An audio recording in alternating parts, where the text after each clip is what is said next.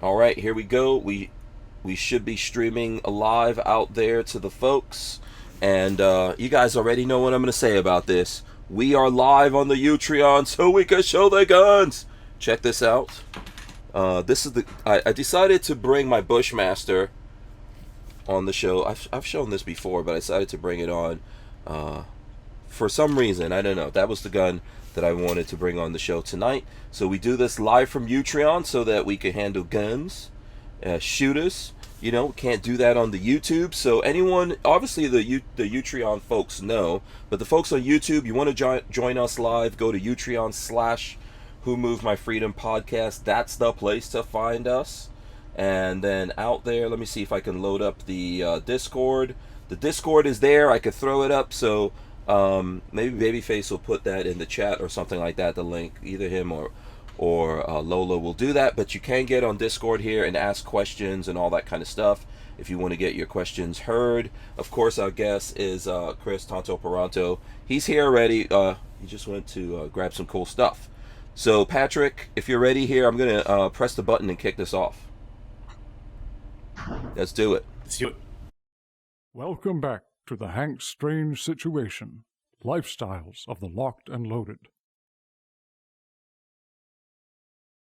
We wouldn't be able to keep the Who Moved My Freedom podcast going without the support of great companies like Franklin Armory. Franklin Armory provides 100% US-made firearms and awesome binary option triggers. Their focus and purpose is to provide freedom tools to all Americans, especially those in not-so-free states. So when you're in the market, please consider Franklin Armory.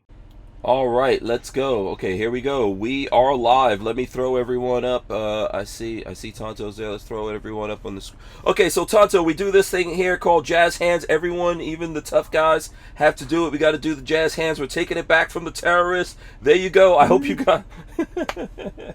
I hope you guys.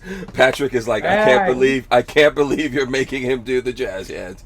I hope you guys have your. Come on, man, I dance with flashlights. I can do jazz hands. That's no big deal, dude. Right. I hope you guys have your big girl panties on. This is episode 944 of the Who Moved My Freedom podcast. I'm your host, Hank Strange. Our guest tonight, there he goes, Kris Tanto Paronto. There he goes, Army Ranger, you know, trainer, author, you know, dancer, obviously. You know, joining us. You guys should know him. We're gonna have 2 hours of great conversation with him. Joining us as well, Kris, I'd like to introduce you to my friend Patrick, Babyface P. You could just call him Babyface. What's up, buddy? How you doing, Babyface? How's it going? Doing well. There he goes. So yeah, he wanted to make sure he came on because, you know, you do this night vision class, right? Yeah, and you know, well, there's one coming up, and I wanted to hear all about it. So yeah, he's all about that night vision. Yeah, so we're gonna talk about that. No worries at all. Go ahead. Hey, and forgive me, folks. I'm stepping all over Hank because I live in rural America where our internet isn't the greatest, but that's the best I got. So. Forgive me, Hank, for stepping on you. I know I'm probably going to do it for the next 2 hours. You too, Babyface. My bad, guys. Already. Let me do a preemptive. I apologize for that already. Oh, no, yeah. You're good, man. You're good. We're very happy to have you here, and we understand. And it's probably my fault, too. You know, yeah, I think it's my internet, but I don't know if Lola's listening. I think everything's good. Let me check. Oh, I've got Windows open. That might be one of the reasons. Might want to close those windows. So yeah, so I'm doing this actually off of mobile internet. So I'm sitting in my van. This is my van here that I'm sitting in, and I'm using mobile internet to do all of this. I checked this shit. I think everything should be good. So, you know, either way, listen. I've always wanted to get you on the show. I've been on your podcast, Battle Line. I've been on there. Yes. So. Did a good job too. Excellent job on the podcast, buddy. Oh, thanks a lot, man. I appreciate that. And you know, I want to. Is it Ian? I want to shout out Ian. Who Ian Scotto. Ian Scotto is partner in crime over there, and he's the one. He's the one that makes it all happen. I just like, I just show up and talk. He actually does everything.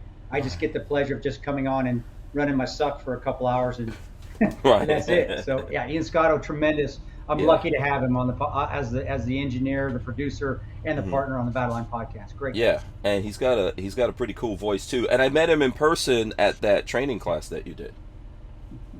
So Yeah, he does. I always say, dude, you got the dang best quiet storm. For all you old people, you know what I'm talking about. For you youngsters, I know you don't get the quiet storm. It's from when we used to have the quiet storm where you get Jodeci and you get Troop and you get Keith Sweat, and then would come on at night and play Oh my gosh, sweet music, and you got that guy with that soothing low voice. yeah, Babyface has no idea. Yeah, You're you know what taking I'm me talking back. about. Yes, you're taking me back. Patrick is like, what is the quiet storm? Is that some kind of military maneuver? Yeah. Yeah. I think you're like a little bit older than me. I was looking at your Wikipedia just to jump in, right? Because I don't usually Lola Yep. is like, oh, you should have your guests explain them like who they are to everyone out there. So if there's folks out there who don't know Kris Tanto Paronto, you guys can let us know, and then we'll do that. I don't know if you want to give everyone a rundown, maybe a little bit like of background of who you are. Sure. Yeah. Sure. No.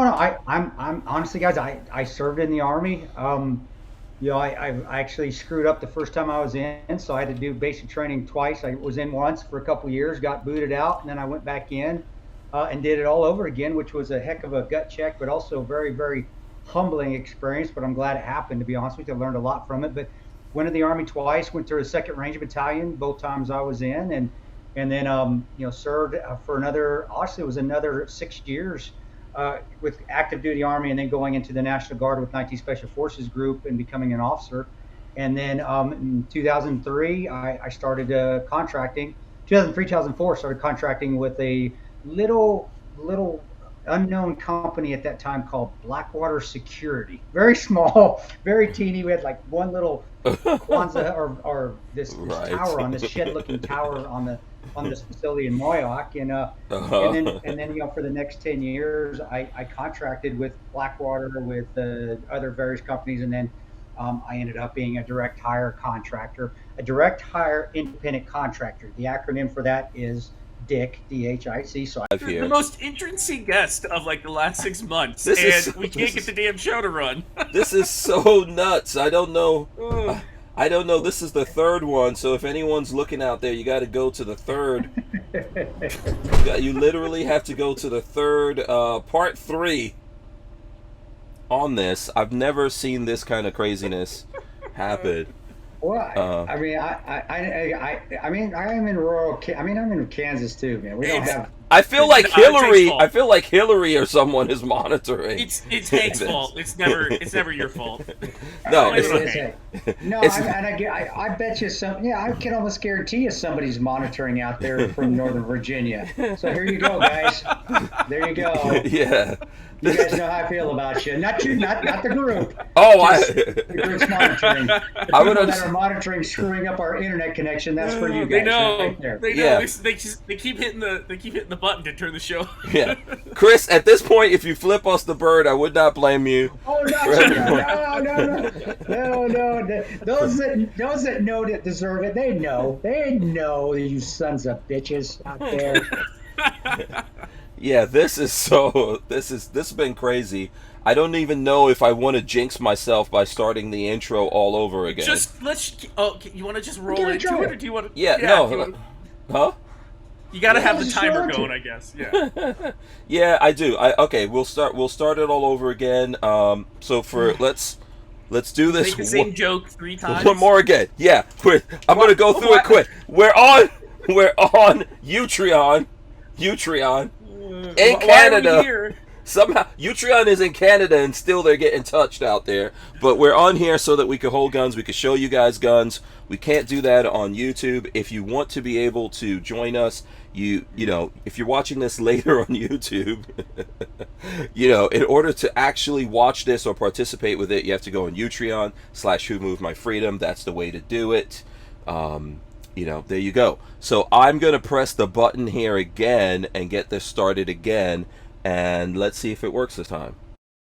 Welcome back to the Hank Strange Situation, Lifestyles of the Locked and Loaded. We wouldn't be able to keep the Who Moved My Freedom podcast going without the support of great companies like Franklin Armory. Franklin Armory provides 100% US-made firearms and awesome binary option triggers. Their focus and purpose is to provide freedom tools to all Americans, especially those in not-so-free states. So when you're in the market, please consider Franklin Armory. Yeah. This is going to be funny. We got to do jazz hands again. There you go. Jazz hands. Kris is not even, there he goes, he's doing it. I don't want to say anything, but maybe third time's a charm here. Right. That'll be it. I hope so. I hope you guys have your big girl panties on. You've seen things go worse than this, Tanto. Yeah, a couple times, and I don't mind doing jazz hands, man. Yeah, there you go. 3 times. Yeah, there is outstanding, outstanding. Yeah, this is so crazy. This is episode 944, part Trey. Yeah. Part 3 here, or start number 3. Our guest is Kris Tanto Paronto. There he goes. He's right here. He's joining us. He's awesome. If you don't know that, because he's still here. So right there, that's a big deal. And then also it's Babyface P. He's also joining us. We're here. Yes, we're all here. Hopefully this one lasts. I don't know what was going on. Where we were, because we didn't even get that far into the show, I think, Tanto, you were going to give us a little bit of a rundown of who you are. Who I am absolutely nobody, guys. I am just a guy that joined the military. I joined the Army. It was dumb enough to, like all you guys out there, was dumb enough to sign up at some point in time. And then after getting kicked out, I was dumb enough to sign up again. So I was dumb twice. But I went into the Army and infantry and was with the Second Ranger Battalion both times I was in. And I love Ranger Regiment. I can't speak highly enough of the 75th Ranger Regiment, where I cut my teeth, where I was around so many tremendous leaders, and I was very blessed to have been born and raised, if I was saying, in the military, Ranger Battalion. And I count my lucky stars to be there with some amazing warriors, guys that are heroes, not me, just guys that I learned from. But then I went to 19th Special Forces Group after for a bit, and then 2003, 2004, I signed up and joined, like we talked about before, I think on cut 2, I joined a little contracting company at the time called Blackwater Security that grew into the monstrosity that you see it today, which I think is called Constellus Group today. But I was a contractor for 10 years, and then I also, over various contracts, joined various security companies or private military or private security companies. And then towards the end of my career, as a contractor, I was a direct hire independent contractor. Yes, y'all, if you do the acronym, I was a dick for the CIA for about 3 years, and I actually was a direct hire independent contractor during that night in Benghazi, and then I went to Yemen the year after and worked directly as a contractor for the Central Intelligence Agency. And now I'm a movie came out, 13 Hours book came out, vice versa, book first, then movie. Wrote a book called The Ranger Way, which is still doing quite well. Very proud of that. And another book called The Patriot's Creed. So I was very lucky to have 3 books under my belt, even though I'm probably the most illiterate, educated guy you'll ever meet. But I had some help there, so it was nice. And then I did some public speaking, and now I run Battle Line Tactical, also run E3 Firearms Association. And I'm just honestly, my job now is to be the best father and husband I can be, and I'm so happy that I get that chance to be a father and a husband, and I have young kids that I can actually enjoy that. There's a lot of veterans that can't say that because they missed a lot of the life, but my kids are so spread out that I got to do the stuff with my high school kid, tremendous athlete, and then I also have a 7-year-old, and then I have a 13-year-old, so I'm getting to actually have my cake and eat it too. I got to do the deployments, I got to do all that fun stuff. But now I get the chance to be home and be a father and a husband. I'm glad I didn't miss that either, because, man, going through that now, I love every minute of it, Hank. And you know that. You know from talking to my wife and your wife talking to my wife. Mm-hmm. That's where I put my focus on now is to be that best father and husband, just like I put my focus to be the best ranger or the best contractor is to be that person. That's what I'm doing now. And yeah, that's great. No, so go ahead, Patrick. I was just gonna say, you continued contracting after the Benghazi incident. For whatever reason in my head, I thought like that would have soured you from the whole thing. But you know, yeah, but well, and this I think a lot of guys, a lot of contractors will tell you the same thing. We never did it for the government. That was what, and especially at that point in our career. Yeah, early on, I would say, when the global war on terror kicked off, when Afghanistan kicked off, and Iraq kicked off, the patriotism was there. Yes, it was. Mm-hmm. But after 10 years and seeing behind the curtain, like the Wizard of Oz, you start to see behind that, the patriotism really wears off. Yes, we still believe we're protecting America from terrorists. Yes, we are. And I think in a sense we are. But we also start to see the underhanding hand of our own government and how we manipulate countries and how we go to overthrow countries just to destroy them and try to overthrow dictators, even though we know it's not the best thing to do. And then we just leave the country, and now it's a third world country, make it worse than what it already is. You can ask me that, babyface. We'll go into that. Yeah, I would love to hear more about it. Yeah, I just went live. Can you see it, Ed? Yeah. I feel like God, this is all you talk about. You probably are tired of it. It's as long as we just, as long as we don't get into the Hillary and all that. I'm so over that. It's like, dude, yes, we got it. Yeah, she needs to rot in hell. Yeah, okay. she needs, but the other stuff, no, because I like to talk about the guys, especially Ron and Bub, because they should be remembered. And I do. Okay, there we go. So something's feeding through. It's, as a total civvy that's just gotten into the gun world and the stuff like that, it's always odd to, because some military folks love talking war stories. I had a great uncle who was in World War II, Korea, and Vietnam, and if you sat him down and talked war stories, I mean, it seems like we're doing good now, so we can try it. Stories until you were blue in the face. He loved it. Yeah. But there are some guys that just have no interest in that. So. It's for the guys that can. I don't think there's one that's better than the other. I don't say that. Okay. It's just some people can accept what they did and see we can start all over again. We'll just start all over again. Necessity of life. Right now, Tanto and Babyface are just yakking. So use it as a learning experience, Babyface. It's like, what can I utilize to help others maybe that are going through stuff? Okay. But then there are others that and get rid of everything else. There are others out there that it just hurts too much. It brings up they haven't closed that chapter. They haven't been able to go. You know what? That was a part of my life. I loved it. Okay. It was awful times. There were great times, but that's closed. Okay. Now I'm focusing on another part of my life. And, and that's just an individual thing.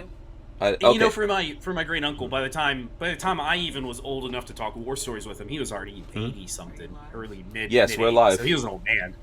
But no, he was one that he loved talking war. Whenever you hear the story of like a Marine through and through, that was that man. He was hardcore Marine through and through. 20 or 30 those guys.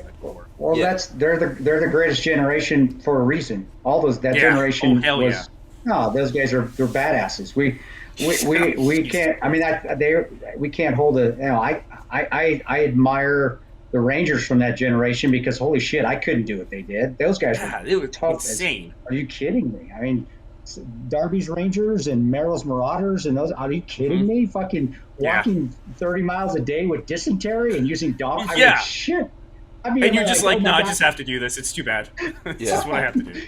Well, I admire those guys. We can get into all this because to me it's very therapeutic. And I'm a motivational speaker. I actually do a lot of corporate speaking. So I have to talk about this, but I've found a way to make it into lessons learned, not pissed off anymore. Those sons of bitches. It's more what can we learn from this? What leadership qualities, obstacles, never quit attitude can we get through that I can maybe bring to corporate America, or maybe just somebody that's having a bad day, and be like, you know what? I can get through this. So it's just I've been able to handle it that way because I've turned it into a lessons learned, an AAR. I've turned it into after action review. Let's learn from this, and that's from the Ranger Battalion. It's like, hey, shit, we screw up. We always screw up. Let's learn from that screw up, so we don't make that screw up again.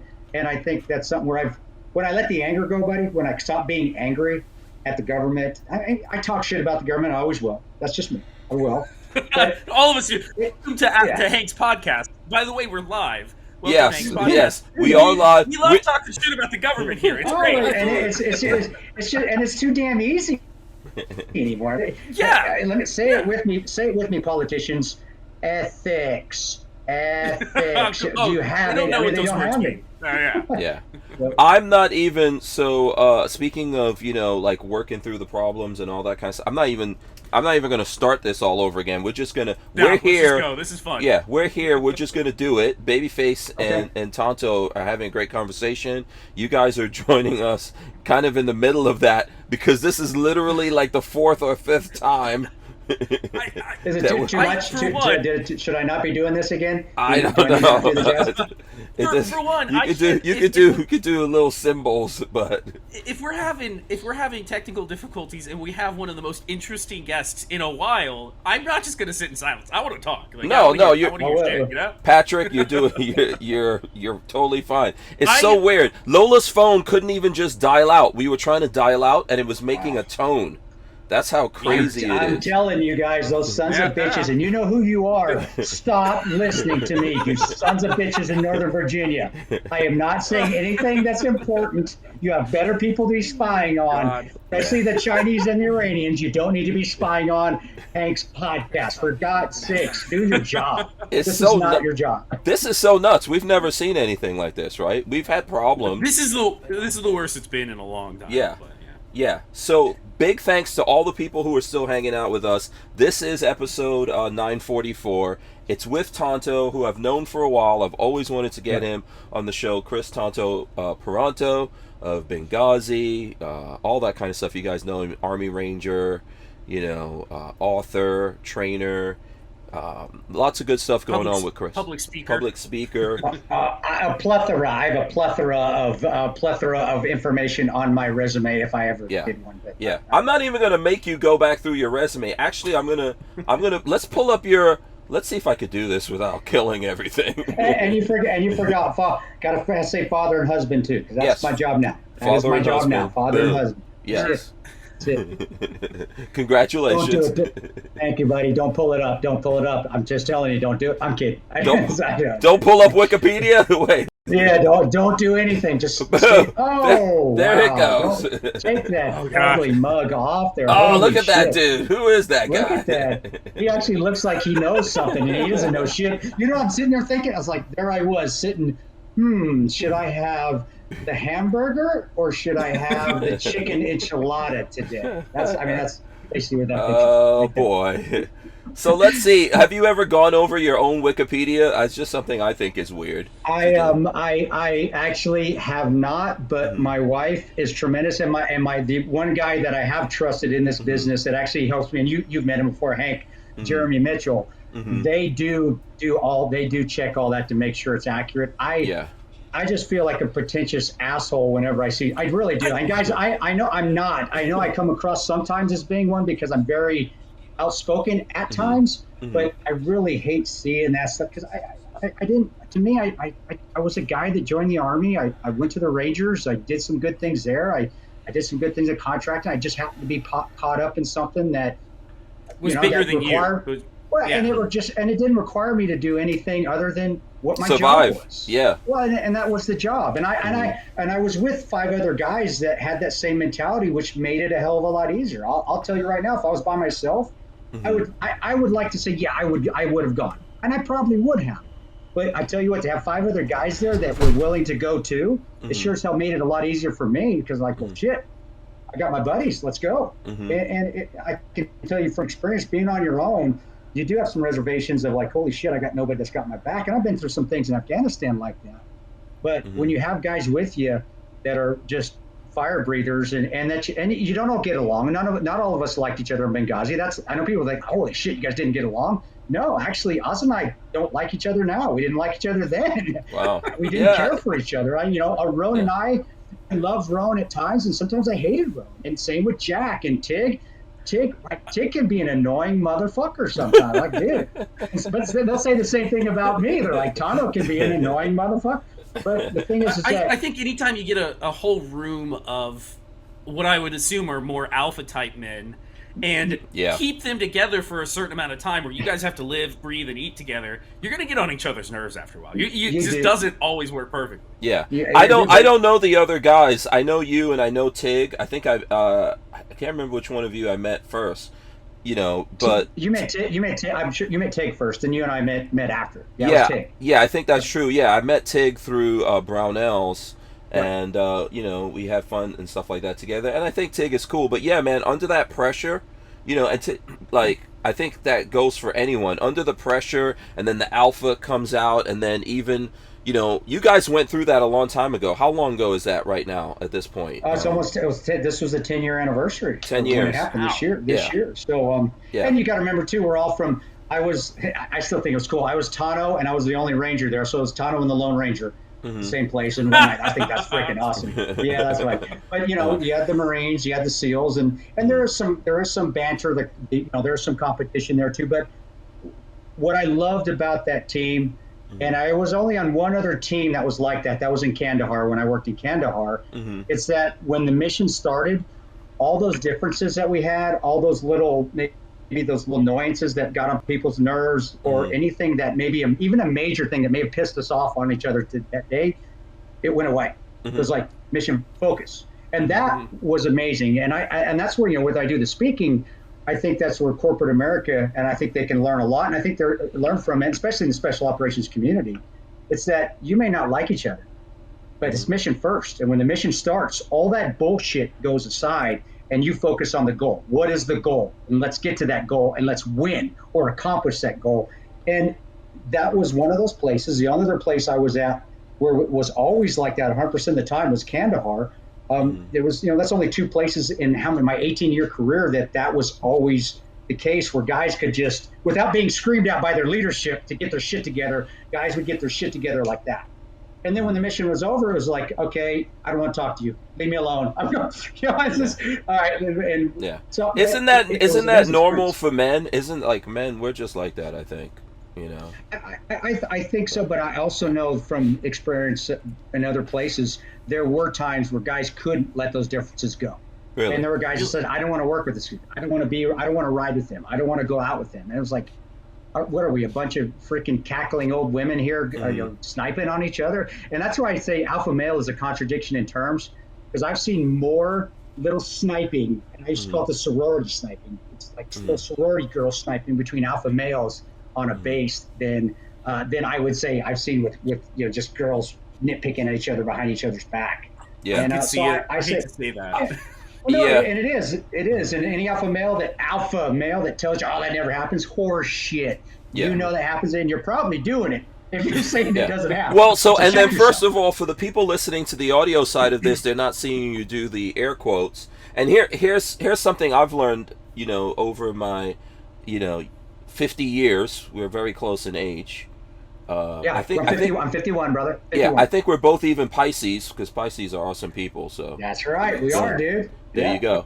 But here's the thing I've learned over the years. Like, there's real alphas, and then there's fake alphas.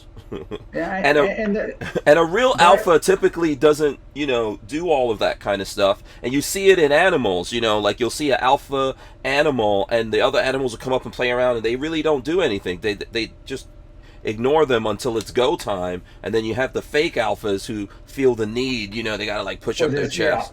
Yeah, and you know, or we're dating ourselves. The Robert Conrad Duracell battery or Energizer battery, knock this battery off my shoulder. You can, you know. Yeah. But no, you're right. And that being said too, I've had Ranger buddies check me on stuff like, hey, dude, you're being an asshole. You need to fix your fucking self. And that's I admired that. Like, you know, you're right. And so to say sometimes you just need that. Yeah, you do. You need that kick in the balls. Like, hey, dude, you know what? Yeah. You're being an arrogant son of a bitch. Knock it the fuck off. Yeah. Rangers first, team first, mission first. Fix your shit. And I had a buddy that when I was all screwed up, he's a Ranger buddy of mine. Actually, Ben Morgan. We do the Tano Vodka together. He's the other Ranger on Tano Vodka. He said that to me after the Benghazi thing, after I was doing the speaking, and it is hard to not allow your head to get gassed up. It did. And I lost my wife. God bless her. She's an angel. She took me back and reconciled.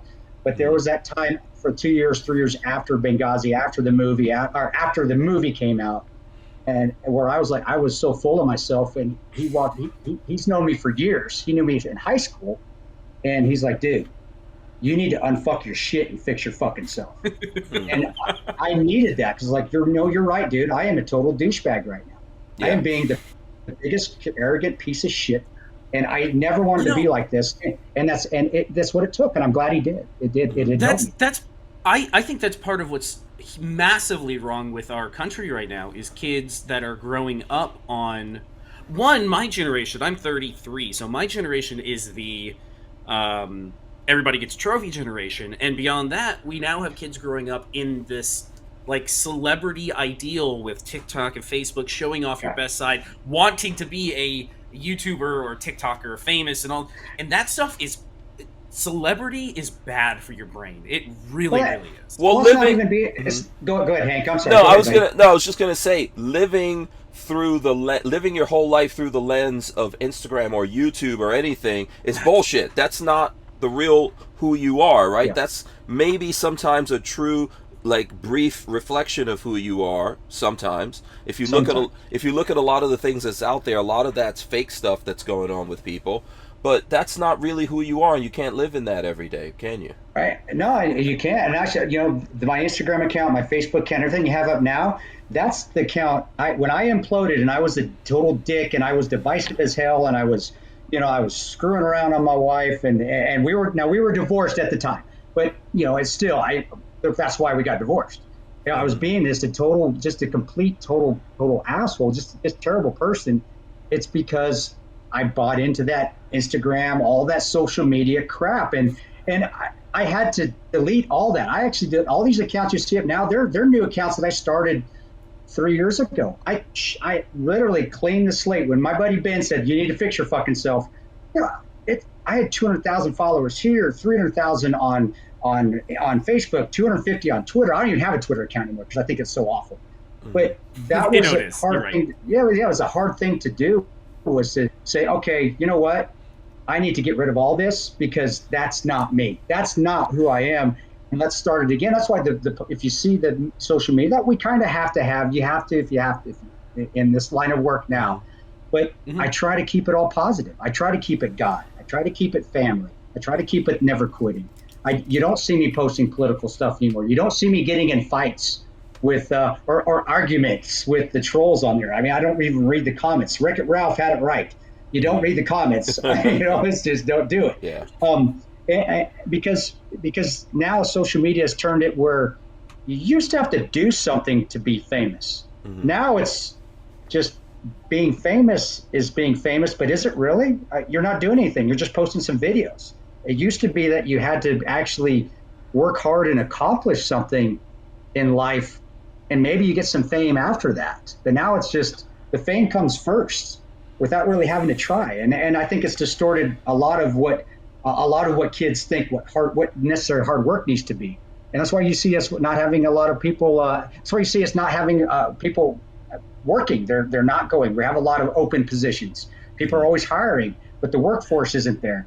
And his people don't want to work. They'd rather get some check money, get some government money, and then sit home and try to become that next TikTok or Instagram sensation. Yeah. And we weren't raised like that. I know, Frank, that our generation that's not how we were. And that's where I did become one of those. I did. But when I was basically told the hard way. So that's interesting because I don't know about Patrick, but I don't see a lot of people talking about this that have been in your position, right? Typically, someone like yourself will come on and talk about what led up to Benghazi, how was what was it like being in that firefight, etc. I'm sure that stuff you've talked about over and over again, but I don't see people talking about what the aftermath of that does to you, and also the fetishizing that happens in America, but even especially like, let's say in the gun world, we're all gun folks, and when they look at people like yourself, soldiers, folks who went out there, actually got into combat and all that, we kind of like blow you guys up, to larger than life and all that. Yeah. And no one realizes you're human beings, Yeah, and that's something as a speaker I've had to figure that one out, because there have been times where I've been passed over as a speaker for a group because they said, we can't relate to you because we would not run into gunfire. We would not do. And I tell them, I said, I am no different than any of you guys. Nothing. And who says you wouldn't run into gunfire? Who says you wouldn't go try to save somebody? You can relate to me. And then when they meet me, they're like, see, I'm 5'10", 160 pounds. I mean, I'm not Pablo Schreiber. I'm not the guy that played me in the movie. I'm better looking, but he's a hell of a lot bigger. Right, yeah, that was going to be one of my questions. But I say, guys, and that's why when I do the speaking, I get into the parts of me growing up about, being from my grandfather, who was an immigrant. He came over from Mexico, who worked his tail off. My father, who was poor, that father who grew up that had no family, and that we weren't. But what I'm getting at it in there is, without wasting too much time, is that the only thing that maybe if I have anything different than somebody sitting in an audience is that I just didn't give up. And that's the key. It's not that I didn't screw up. It's not that I wasn't afraid. It's not that I didn't have adrenaline. It's not that I wasn't worried at times. It's not that I was a good person or a terrible person at multiple times in my life. It's like when finally the shit hit the fan, I just said, I'm not giving up. I'm not going to quit. I'm going. And that's a choice. It really is a black and white choice that we have to make. It's like when you hit that obstacle or you hit that thing that might stop you, that wall, are you going to quit or are you going to keep going? And I just chose to keep going. That's it. This kind of leads into an interesting thing that I've seen on the psychology side of humans. I have a psychology degree that I don't even use. I live a tech life. I work for a tech company, so I have this psych degree that he has a psych degree and he's totally crazy. Yeah, totally. Yeah, absolutely, like the rest of us. But this leads into an interesting thing where there are stories of people who get shot somewhere innocuous, shot in the shoulder, shot in the arm, shot in the leg. Totally survivable, but in their head they go, I'm not going to make it, I'm going to die, this is going to happen. And they die for no real reason. And then you see dudes that have gotten blown up, shot, drugged through the mud, and they're like, fuck, this isn't killing me. And somehow they make it out. And it's just some things just come down to a head game, I think. We're driven by our minds. Excuse me, Tanto. I know that same thing happened with Lola. I always tell folks that, like, Lola's dad, Lola's African, and this is like the prototype African dude. The last time I saw him before he passed, I gave him a hug, and he was like ripped and everything. But then he just passed so quickly because he was like 70-something years old. He kept like trying to work at places, and they were like, no, you got to retire. He went to McDonald's. They were like, they let him work for a while. Then they're like, no, we can't have you working here. You're too old. And he could physically do it. But when people took away working from him, his doctor told us, no, he just gave up. That's why he's not here anymore. Your brain, and I can tell you from experience, just even that night as an example, where you just feel I felt fatigued. I felt tired. I didn't feel like I was going to be able to get. And this was early on. This was in the first, hour and a half of the fight. We're jumping walls, and I'm like, man, I am not a spring chicken anymore. And I remembered back to Ranger School. I remember actually, and I don't know why, but I remembered back to Mount Yonah, and remember running up a 5-mile mountain at mountain phase, being emaciated with, because that's the middle of Ranger School. I'm already losing weight. I haven't slept in 6 weeks, and I got up it, and I was like, man, this 8-foot-high wall doesn't feel that high anymore. It's like, man, if your brain says you can, your body will be able to do it. It's if your brain tells you can't, then you're not going to be able to do it. Or if your brain quits. And that is what that within the special operations community, I will say, is that they do pull that out of you. So when you get to the SEALs or PJs or 75th Rangers or Special Forces, Delta, whatever, Task Force Grad, you get to SOAR. They have already vetted you, and they've already gotten that little thing they needed to tap into, that, hey, you're not going to give up, ever. The only time you're going to give up is if you can't breathe anymore. And even then, you're going to fight that, so you keep breathing until something physically just quits. And that is the only difference, is that in the training they've been able to pull that out, and that's the best thing I think with special operations is that just train you, that the mind says you can do it, but if your mind says you can't, well, you can't, and guess what, we don't need you, so bye, you're out of here. You can't, from all the people that I've seen that are of that caliber of person, they're always just the type of people that are like, I don't care what you throw my way. It's not going to stop me.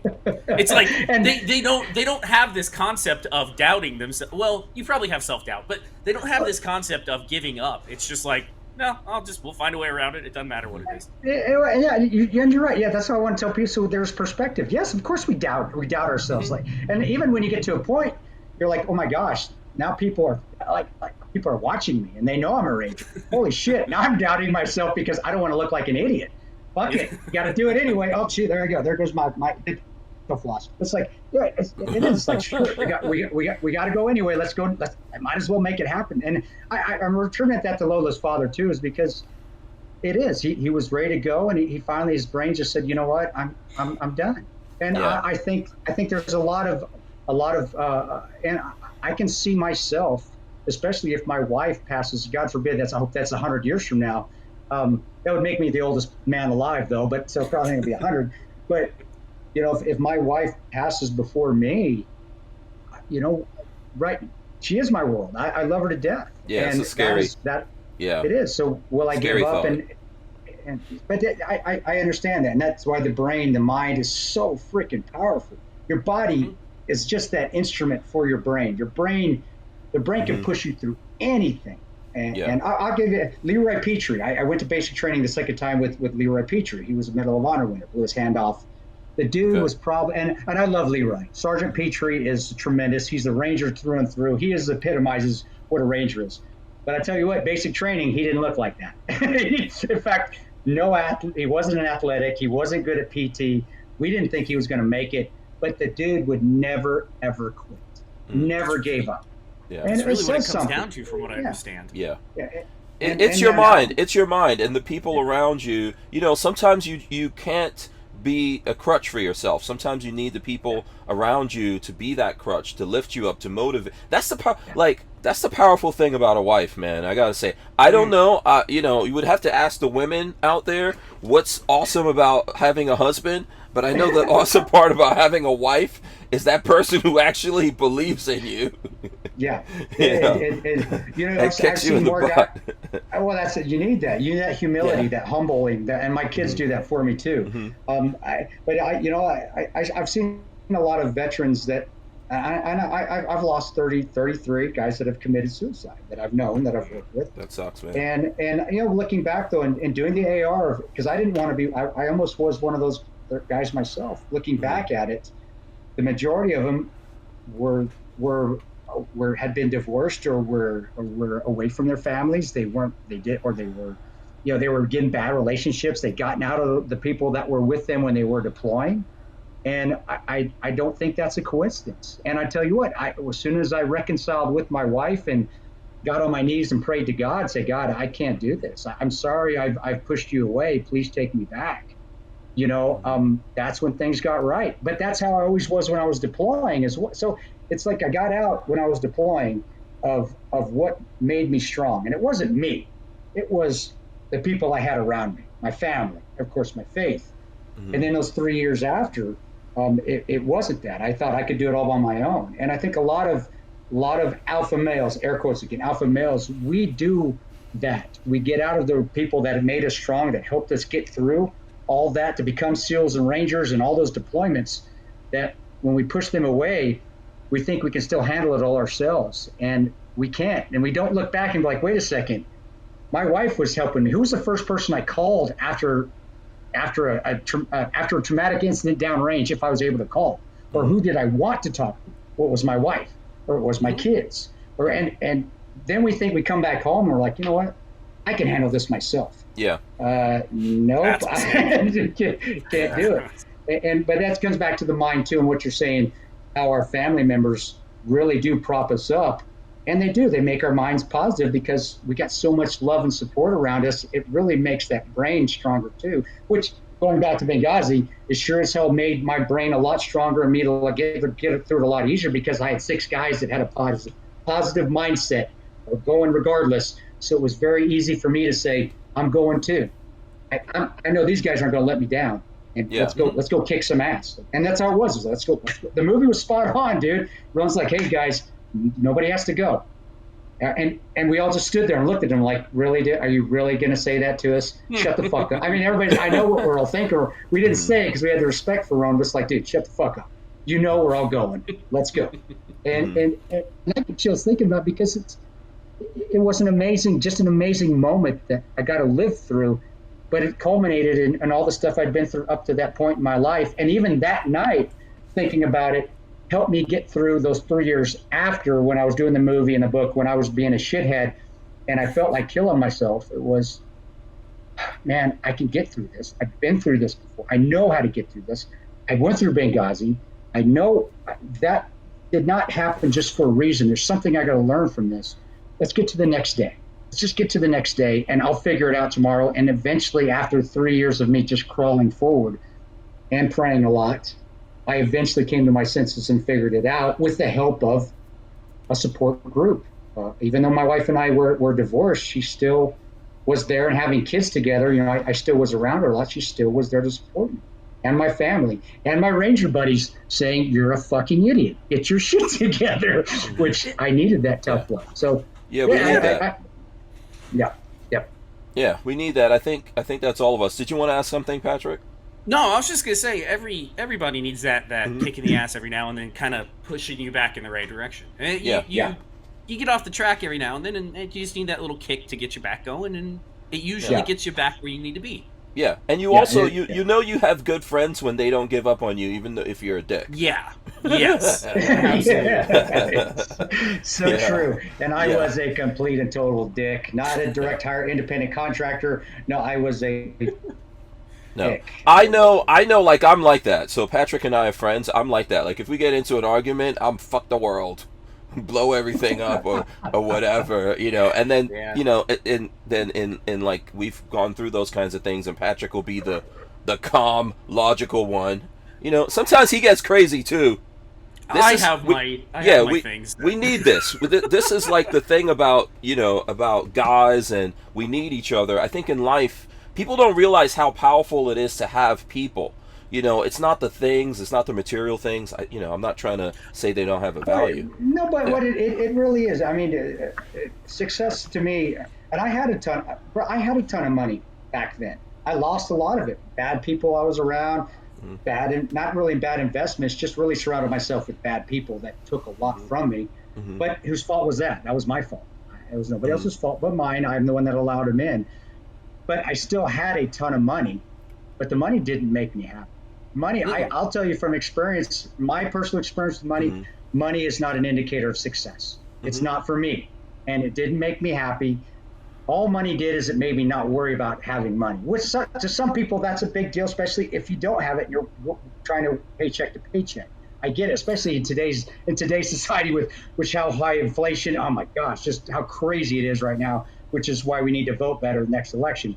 But we can talk about that later if you want to. But anyway, but I can tell you if they get counted. Yeah, exactly. The money didn't make me happy. It was family, and it was guys. I do cuss a lot. I am probably the worst Christian in the world because I can't. God's going to get me for this, and I know it. But I tell you what, that did get me through too. Picking up a Bible. And even when I didn't want to, and reading a passage or praying, and I still prayed every night. I felt like a hypocrite sometimes doing it, but I still did it. And faith did help me get through the hard times, along with family, which is what it did during traumatic times downrange. Reading and having faith in God and myself, my family, and the guys right to the left of me. Faith helped. Yeah. So, and I lost that. I lost that when the movie came out. For about 3 years, I'd lost myself. Completely awful. And but luckily, I was able to find my way back. Yeah. And I'm very blessed. Who out of us wouldn't lose our shit if people, if there was a movie made about it? I like to think that I wouldn't, but God, who only knows? Like, come on! Oh, God. You know what's funny is that the excitement of that Hollywood lifestyle. Sometimes, you think about it, you're like, man, having a yacht, I could have this, I could do whatever. But then on the flip side, I'm more happy just being out in the woods in the quiet. That's what going to the mountains and just hanging out with Marley in the mountains where it's nice and quiet and peaceful. That is the best time of my life.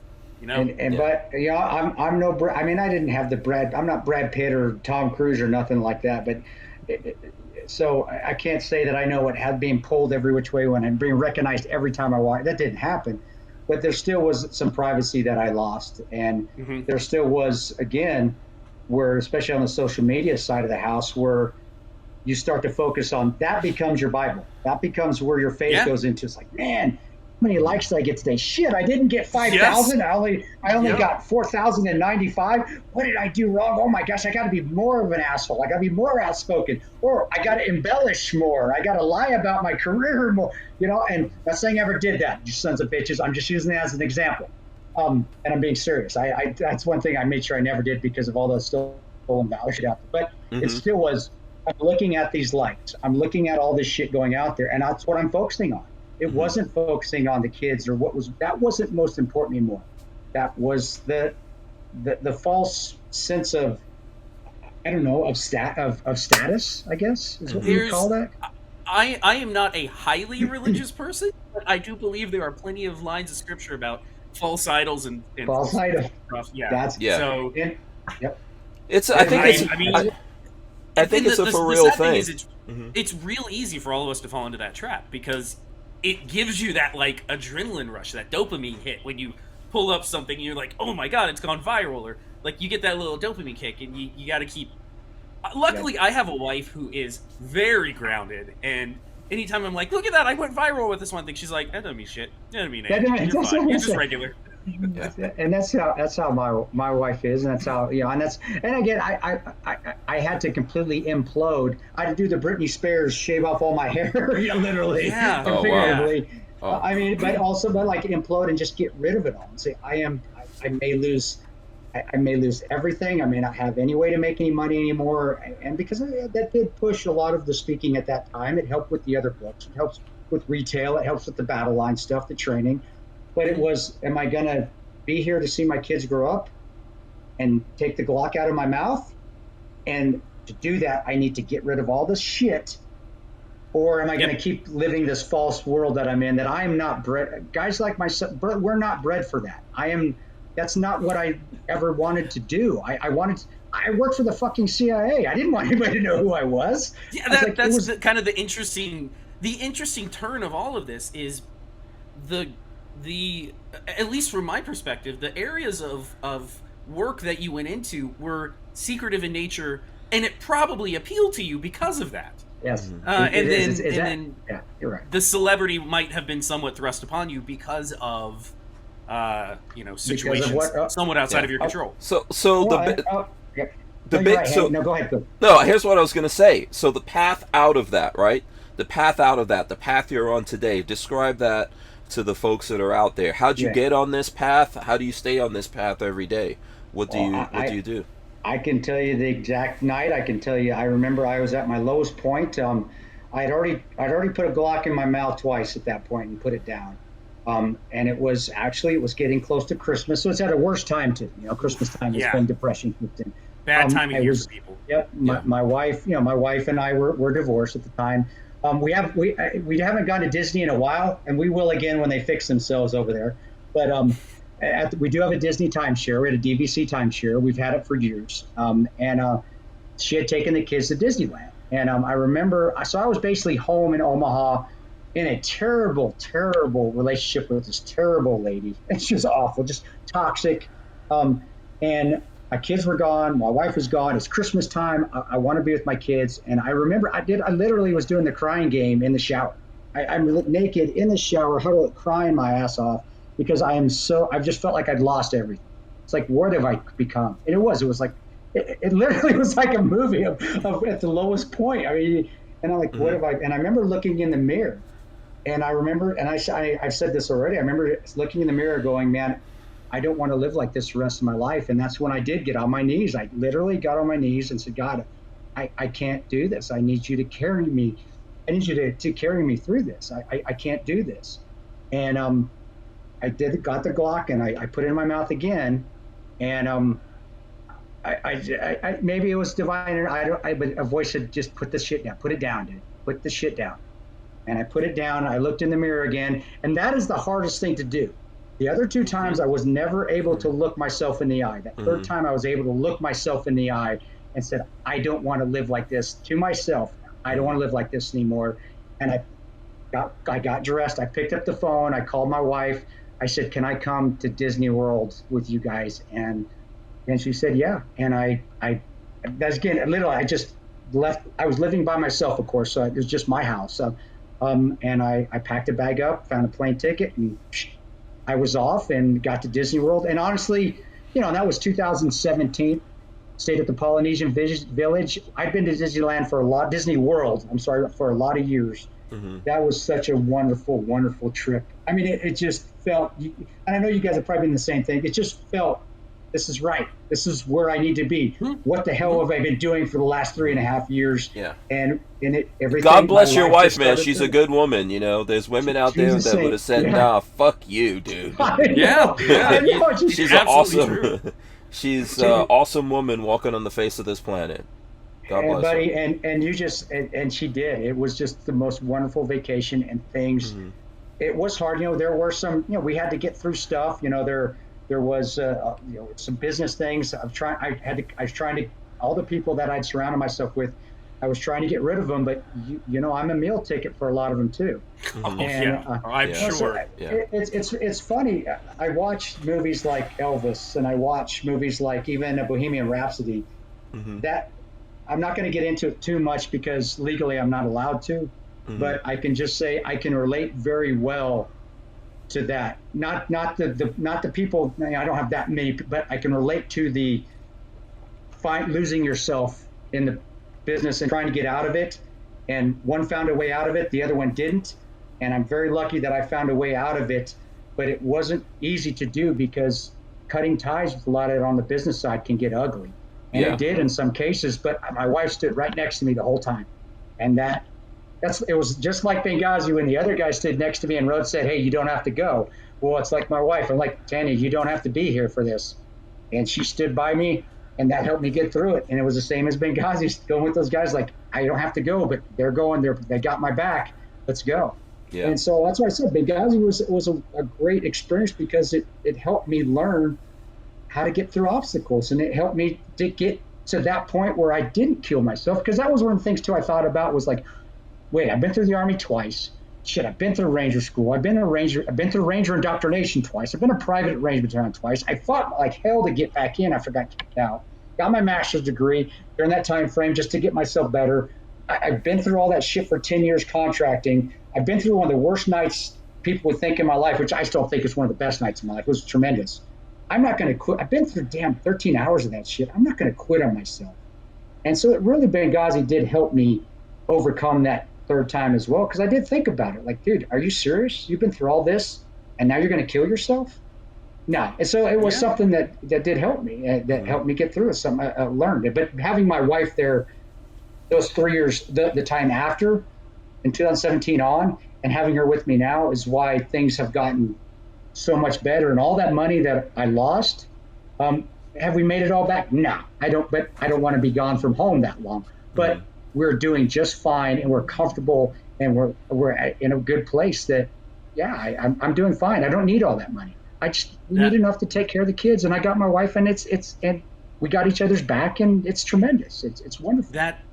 Consider that money as an expensive life lesson. It was put there to teach you something. Yeah, it did. It really did. I always tell people that when you look at movies, right? When you look at movies and you read books about monsters, like vampires and werewolves and just all the different monsters that are out there, like Frankenstein's, all of that. That shit is all true. It all exists in real life. We have vampires. We have vampires around us. We have werewolves around us, but they just look like people. Demons are everywhere. For sure. But there are angels and saints everywhere, and my wife's one of them, and I want to try to be one of those saints and angels too that help out when people need help or can be there for someone, and especially my family. And I remember doing my last contracting job in 2017. I was still contracting. I actually went to South America. I got very lucky in the early days of Blackwater because you get to know all the other contracts that are out there, all the ones that people don't talk about. and I actually did an anti-kidnapping contract in it was in where the hell was I at? It was in Costa Rica, and I remember being gone for Halloween in 2017, and I'm like, why am I here? What am I doing? I'm missing another Halloween, and it's just one of those things where, you have to really tell yourself, I got to quit. I got to stop at some point in time, because that's the important thing now. The family is where I need to be, not feeding my ego and being gone again and being away. Because it didn't really, the money was good, but I wasn't making any more money than I would have been staying home. And it was one of those things where, again, family. I realized the importance of family, and I need to close this chapter. And that was before I tried to off myself too. That was like before I was going down a slippery slope, and that was like 2-3 months before I had tried to. December, it was like October, and it was one of those things where, again, I was like, Jesus, I am so screwed up in my head right now. Do you think that for you in particular, do you think that you had to experience and go through that? Like, was there any way somebody could have told you, hey? Oh yeah, my mom. No, if your mom tells you something, guys, she's right. She is right. I had to, go ahead, babyface. I was just gonna say, it seems to me like you had to put yourself through it to come to the other side of it. You could not, you would not have listened to anybody telling you, because I know I do the same thing. I absolutely do the same, and I think men in general, we do the same thing, where you have to go through it and then come out the other side and be like, I should have listened. I'm sorry. That's the fire. That's the fire that makes your steel. Yeah. And you're spot on. No, having and especially having a Latino, a Mexican mom, Latino women are smart as hell, and they're fiery as hell. My abuelo and abuela, my grandma and grandfather, they taught me a lot as well. But you're right, buddy. I should have listened. Looking back now, and I tell my mom that. I was like, yep, you're right. I hate to say it, Mom, you're right. But I did. I had to experience it for myself. Not that it's like, God, I got to experience this for myself. It's just, no. Like, you can't take I think a lot of us are that way, where it's like, no, you're wrong. Everybody's wrong. I'm doing this correctly. This is what, and then at the end you're like, God damn it, why did I? Somehow it's going to be different for you. Somehow you will make it different. Everybody else has gone through this, but for me it'll be different. And you come out the other end going, that was stupid. That was so stupid. But you know what? I've learned from that as a parent. So now I know why. And I don't think I don't still get upset as a dad if my son or my daughter or my other son don't listen to me.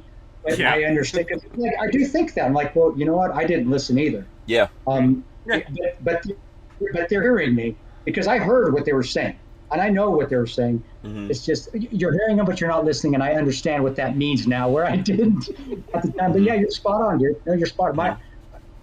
The warning signs were all there. Everything was there. I look back at it now going, man, shit, they were all there. Why the hell didn't I pay attention? But to be honest with you, I'm glad I did go through all that, and I'm glad I was able to get through it. There are people that don't get through that. I'm telling guys, if you're having that issue, get through it. You're going to get out of that tunnel eventually. You will get out of that tunnel eventually. Maybe tomorrow, it may be 5 years from now, but you will get out of that tunnel eventually. Because now I can say that. Now I'm glad. I mean, I have something to say. It's like, I get it. Yeah. But don't quit. Don't stop on yourself. Just keep going. You're going to get out of it. It's going to suck. Embrace that suck and just keep driving forward, and you eventually will find yourself. I don't know if that's one of your catchphrases, but it should be. Embrace the suck. I like that, because that is. I truly believe that we are put here with things that are going to be put in our way. I'm not sure if I'm saying this correctly, but you have obstacles in your way on purpose, and you are supposed to figure them out. That's part of being human. That's part of your life. Mm-hmm. That definitely is. It's just embrace how it is. Embrace the sucks. I wish I could say that's a military term. I heard it. Oh, in the is military. that just okay? Yeah, it's true. It really is true. Yeah, embrace the sucks. It's gonna suck. Because that's what and especially if you, and that's something you learn that going in the special operations community too. Every day's embracing the suck. It's always you're always the new guy. It doesn't matter how qualified you are. You're always the new guy at something. So you're always going to get hazed, pestered, made fun of. So it's okay though. That's just part of. And it's always going to suck. PT's always going to suck. It doesn't get any easier because I'm 50. The standards are still the same for this 20-year-old. I just got to make them. It's just going to suck worse. But but you do learn from that. You learn from the obstacles, but you also learn how to go through an obstacle Or maybe you don't need to go through it. Maybe you don't need to be a Marine. Marines, you don't have to go through everything. Sometimes you can go around that obstacle.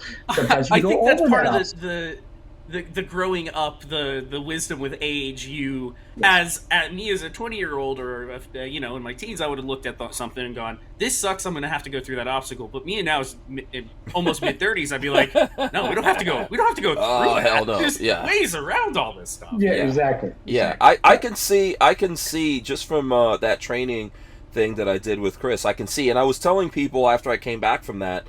Because, first of all, big shout out to the guys from Fort Scott Munitions out there. Yeah. You're in Kansas now, right, Kris? We can talk about that, right? Oh yeah, and I've been very blessed to be. I've been I don't know, a brand ambassador. I don't know, a promoter of Fort Scott Munitions for years since they first started, and they're a tremendous company. Love. Those I think guys. me and you, man. Me and you. That's always. Yeah. That's always been the thing. That's actually, I know you met Tig first, but that's how you and I really started to get to know each other, was through Fort Scott Munitions. Yeah. So I went out there to do that thing with those guys, and they're awesome. I'm going to tell you, those guys treat me like family. I know they treat you like family. Patrick, when you get a chance to go out there, I can't describe it. They're just really, really good people. I love those guys. And I really do. I really do, honestly. When I started doing this thing, if I ever tell people, like, what happened with me and those guys never looked at me for numbers or anything like that. They're always cool with me, but they are also crazy. And so I went out there to do this training thing with you, but since we were there, they decided, oh no, we're going to also do a crash course, like a special ops crash course. I don't think you weren't there for that, Tonto. No, you don't want to do that with me. I think it was some Army Ranger dudes, but I could be wrong. No, hold on. What was it? No, they brought a couple. There's a couple Green Berets. Here. One was a SF guy, one was a Marine. Dude, there would have been a lot more PT with me. You see how I like to do PT. You would have been. You don't get to start at the door, dude. You got to run 100 meters. Yes. You got to run from Fort Scott Munitions to the door. Then you start. That's not. You don't get to stack right at the door, dude. You got to run to that something. So I go out there. I literally get out of my van after driving all the way up there. And then the guys from Guns Out TV literally got off the plane, and they were like, "Guess what? We're gonna put you guys through this crash course." This went until like 2:00 the next morning. They didn't want to feed us. It was nuts. They we ate, but then they were like, "Oh, nobody's eating after this time." Which me and the Guns Out guys, we were like, "That's bullshit." We snuck off and went somewhere to find food. But it was and it was fun. I had a great time. But then the next day now is training with Tonto, and I was like, I'm going to be dying out there.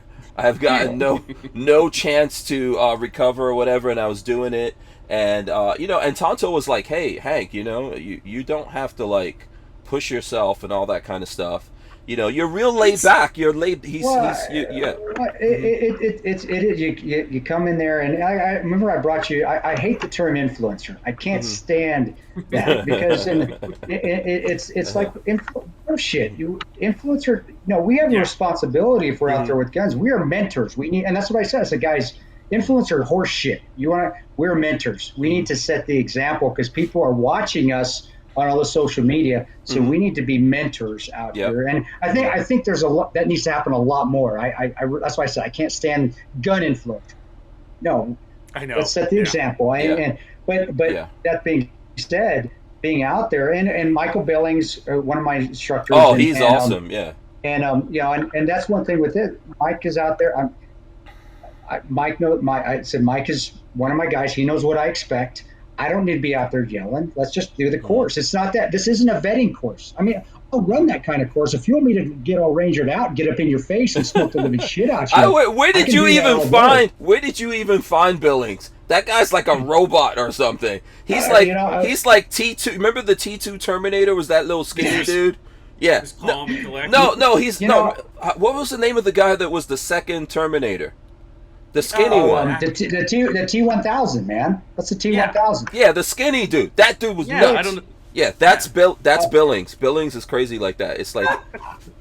Well, that's why I loved about when I used to, and that's one thing for me too is it's hard for me to speak and then that kind of effort, I needed help. And when Boone and I started Battle Line, when we split, and I would always, me and Boone don't really talk too much anymore, which is, I still love him to death. But it's just one of those things, again, a lesson learned when you get in that spotlight and the money starts rolling in. Money can, and it's just one of those things where I still love him to death. I just know that we probably won't get along and have the ability to sit down and talk to each other anymore. But if he needed me and he said, Tano, I need you, I'm going to be there. Yeah. So, but I always recommend, hey, go train with him. He has his own training company. He works in Florida. He's a tremendous instructor. But when we split, that kind of effort that you saw at the course is usually what I put into it. And I'm not a spring chicken anymore, dude. It was wearing me out. So I needed to find somebody, first of all, that could shoot very good tactically, was very personable, wasn't a jerk. You don't need to be, all you instructors out there, you don't need to be yelling and be a Navy SEAL. They're not going through BUDS. They're not going through Ranger assessment selection. That's where you don't need to do that. Yeah. Don't abuse your students. It's crazy.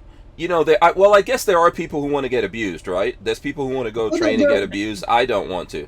There are places for that. Yeah. I'm not saying I don't want someone to push me. Of course, the whole thing is about being pushed. But I've seen there's those abusive trainers out there that pride themselves on hitting people, pushing people, talking to them like crap. And that's what's scaring off a lot of, not everyone here is a super tactical operating ninja. We do want folks out there to get training, and that pushes them away. I'll tell you, and the gun community. That's why I'm not really in the gun. I'm not in that. I know all the guys. I'm friends. I can say hi to. I see Tim. Hey, what's up, buddy? I'm not trying to name drop. I'm just saying, but I'm not in that. I don't want to be in that Black Rifle Coffee community. And I know Evan. I've worked with Evan downrange. I've worked with Evan. Matt was a private when I was at Ranger Battalion. When I was a team leader, but. That's not me, and I don't want to be that arrogant bro vet, yelling, beating. There's a box for that, and anyone who wants to be in that box is cool. I'm not knocking people necessarily, but I think we push a lot. There's a lot of folks out there that they get scared, and I often tell this to companies. Right, I am like in the gun world. There's a lot of companies that will only deal with guys like you, and I'm not knocking that because you did something to deserve that, right? But there's folks out there who fetishize it, and they will only deal with you. And then when it's normal folks, they don't have any space for them. And it's a tough thing for me because I respect what you did and what a lot of other people did. However, overall, all these gun folks out there, most of them are not like that. And when they see all of this stuff, when they see this, it makes them go, wait a second. That's not really for me. And it's not true. This is for you. And that's why I saw that. And that's why I don't do the brand ambassador thing anymore. I don't honestly, I don't take money for sponsors. I don't do the IG. The podcast we do, the podcast, so we can make it free. We have sponsors for that. But aside from Fort Scott Munitions, we have a CBD company and a protein company because I love physical. So I don't want to be just like that. I don't know, it's guns. No, I'm not, guys. In fact, I don't even hunt anymore. I do like to go shoot. I'm more into PT. I'd rather, honestly, physical training. I'd rather go out and just sit and listen to the trees and the birds chirp than go out and try to blow something up. And Ryan's always, and I'm getting off tangent, but Ryan's always trying to get me out to go blow something up. And like Ryan, oh yeah, those dudes always. Fort Scott guys like to. I don't know. I guess Kansas people. Is that what else is there to do out there? I think anywhere from Dahlonega, Georgia, up to probably Denver, Colorado, and then up to Fargo, North Dakota, and down to Austin, Texas. Within that range, people like to blow stuff up. But at the range, and then there's people. Yeah. Anyway. When we were hanging out at Ryan, I don't know which Ryan you're talking about. I'm talking about Kraft. Yeah, I'm talking about Kraft. Kraft was at his mom's house. She was like all the folks over there were great, and they're giving us dinner. He's at his mom's house and he's blowing stuff up. I'm like Ryan. I have to remind Ryan. So I was like, Ryan, I saw a dump truck bomb go off. I don't need to go see. I'm good. He's a mad scientist. Ryan is a mad scientist. He's actually inventing a lot of stuff. That's a smart. He does. That's the ammo he makes. That Fort Scott Munitions ammo is tremendous. And it's all copper. It's copper lined. There's no lead in it, which is awesome. I love that as well. Us gun people. I know that the left doesn't like to think that gun people are environmentalists, but hell yeah, we are. I mean, hey, clean up your fucking range, dude. Don't leave your trash out there. Let's not get lead. A lot of ranges now won't let you use lead. We don't want that anymore. I agree with them. Hey, man, we love nature. That's what being outside and shooting is all. It's not just a shooting. It's like you saw at the course when we had it here, the copper ticket course. How beautiful it was out with the trees, and there's a little stream that runs behind the range. And, it was awesome. The shooting, the shooting was great, but it's like, wow. Look at this beautiful scenery around here. And I think a lot of people within the gun community are like that. They love the outdoors. That's why we do it. Yeah, we love nature. What makes people think that gun guys don't love nature? I mean, they do. Hunters love nature. They respect nature. Who respects nature more? Yes, they're taking this animal, but like what you see in the movies. I'm not saying that doesn't exist, like you see these movies and the hunters are like evil people doing these bad things, killing things for no reason. Okay, that exists, but that's not most hunter folks out there. No, it's not. No, absolutely not. Poaching, I mean, it's very regulated, and poachers, all three of us here, I know we shoot, but don't be poaching. No, we'll come find you. I mean, there's guys too.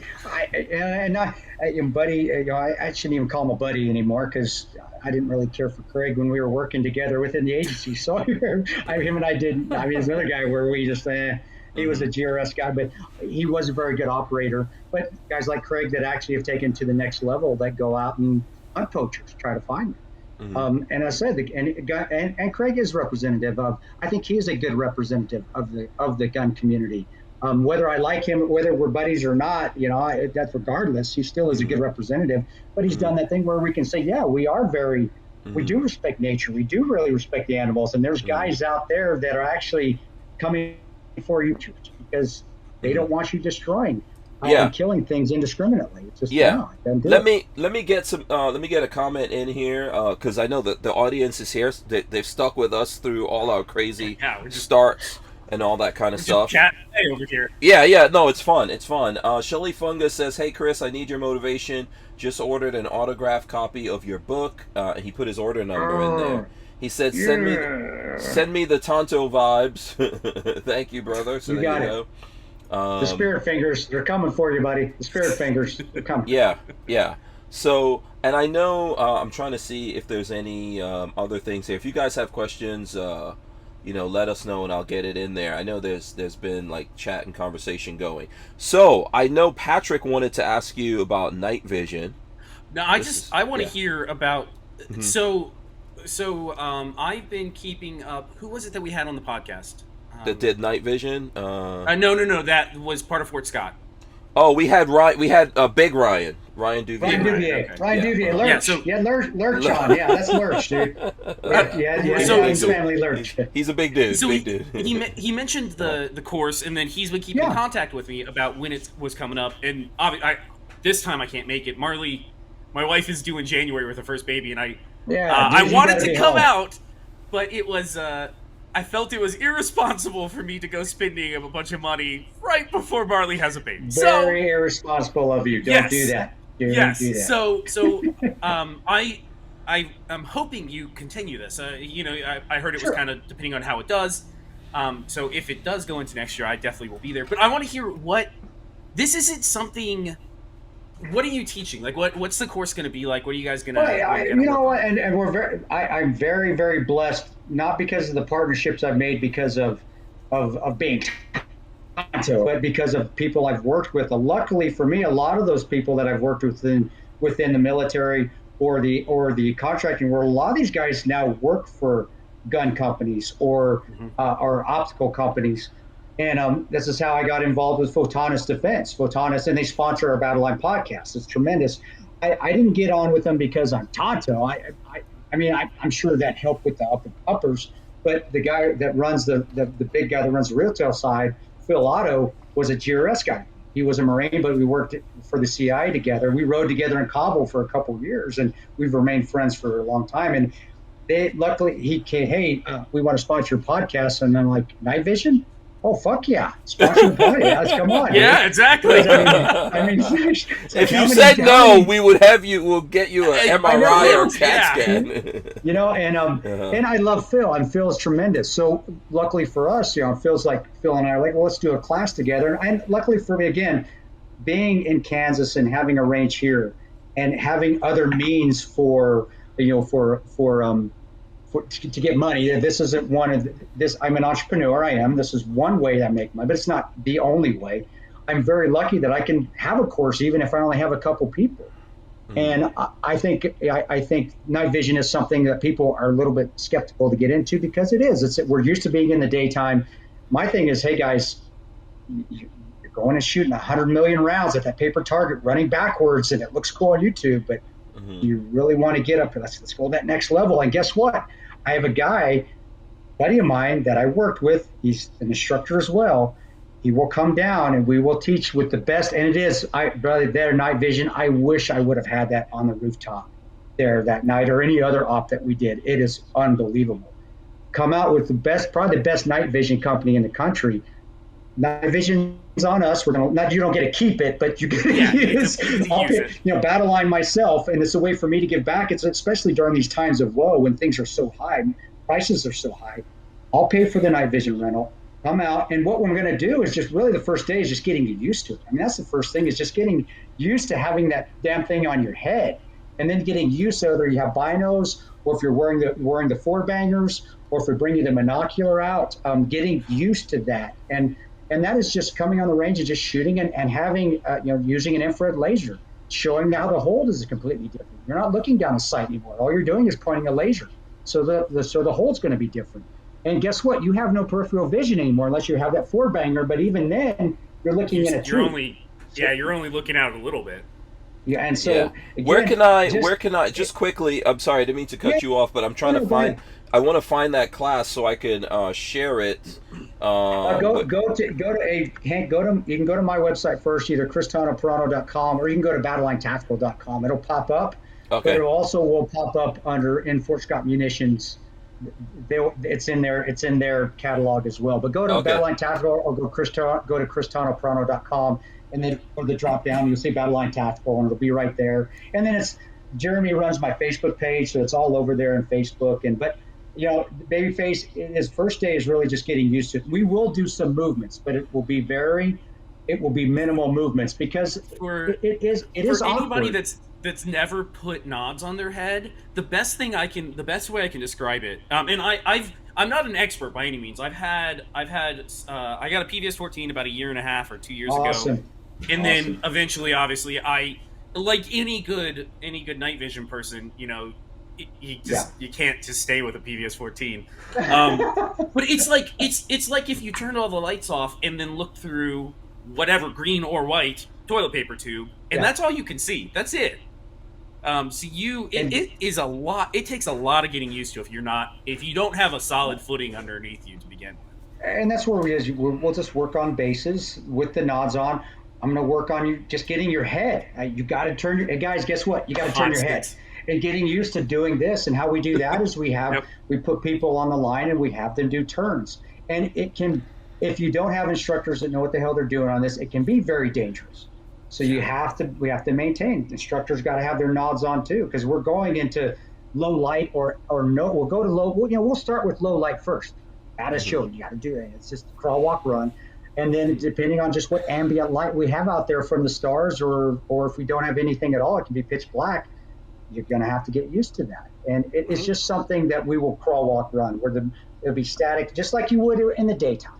It's just we have to be a little bit more, I would say, a little bit more stringent on the safety procedures because it is at night. And I just got to make sure that you're even willing to turn your head, and how much you really have to almost be like a robot turning to find the target before even bringing your gun up, even more so than in the daytime where we just don't want, so nobody's flagging each other. And that's the biggest thing I see when I used to teach night vision, even for operators that knew how to use it, flagging people just left and right because you're so used to that gun coming up as soon as you start to move, even though you don't know under night vision, you're not having the peripheral vision to pick up what's to the right or left of you. So you really have to be almost robotic and turn and get used to facing straight on where you think you need to be. The night vision's right there, and then bringing that gun up. And that's the biggest. It's just being that's the slow stuff. Once we'll do that, we'll get through that.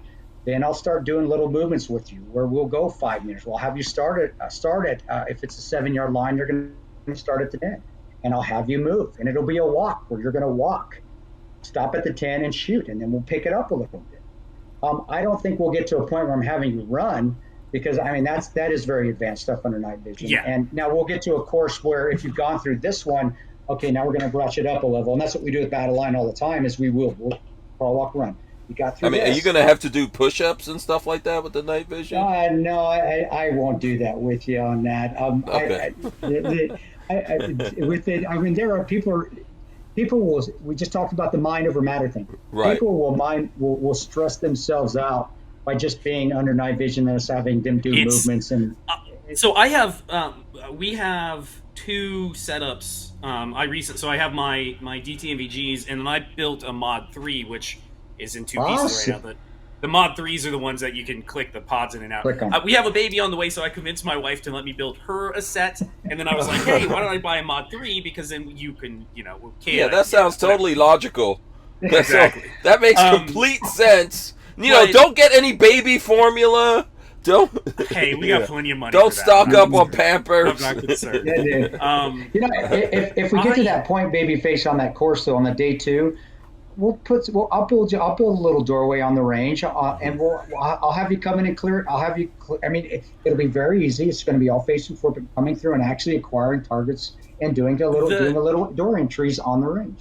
All of this cool tech that I have sitting here, and I still have not been able to get Hank to come out into his own backyard with me at night with nods to shoot. And I have some primo technology, and he's like, "No, I'm gonna do it. We need to. There's a coyote or a couple of coyotes and a fox or a couple of foxes. We have the technology. Yeah. I mean, he always comes over here to do that night vision stuff. Like either him, and then I think you came over one time with Kyle, one of our friends. Yeah, Kyle and I normally we come over and shoot. Yeah, at night. they come over right when I come out of the shower and I'm feeling all fresh. I'm not going. This Florida. I'm not going outside and getting sweaty again, man. I'm staying. Yeah, I'm with you, bro. I'm the same way. I'm like, I'm done. Fuck it, I'm not coming out, guys. I'm tired. I hope that the turnout is good because I want to see stuff like this expand. Mm-hmm. One thing that I would love to see, and nobody I think teaches this, is night orienteering. I would love to learn the skill of navigating at night because I was a Boy Scout. I know how to orienteer. I know how to navigate. I know how to do that sort of stuff.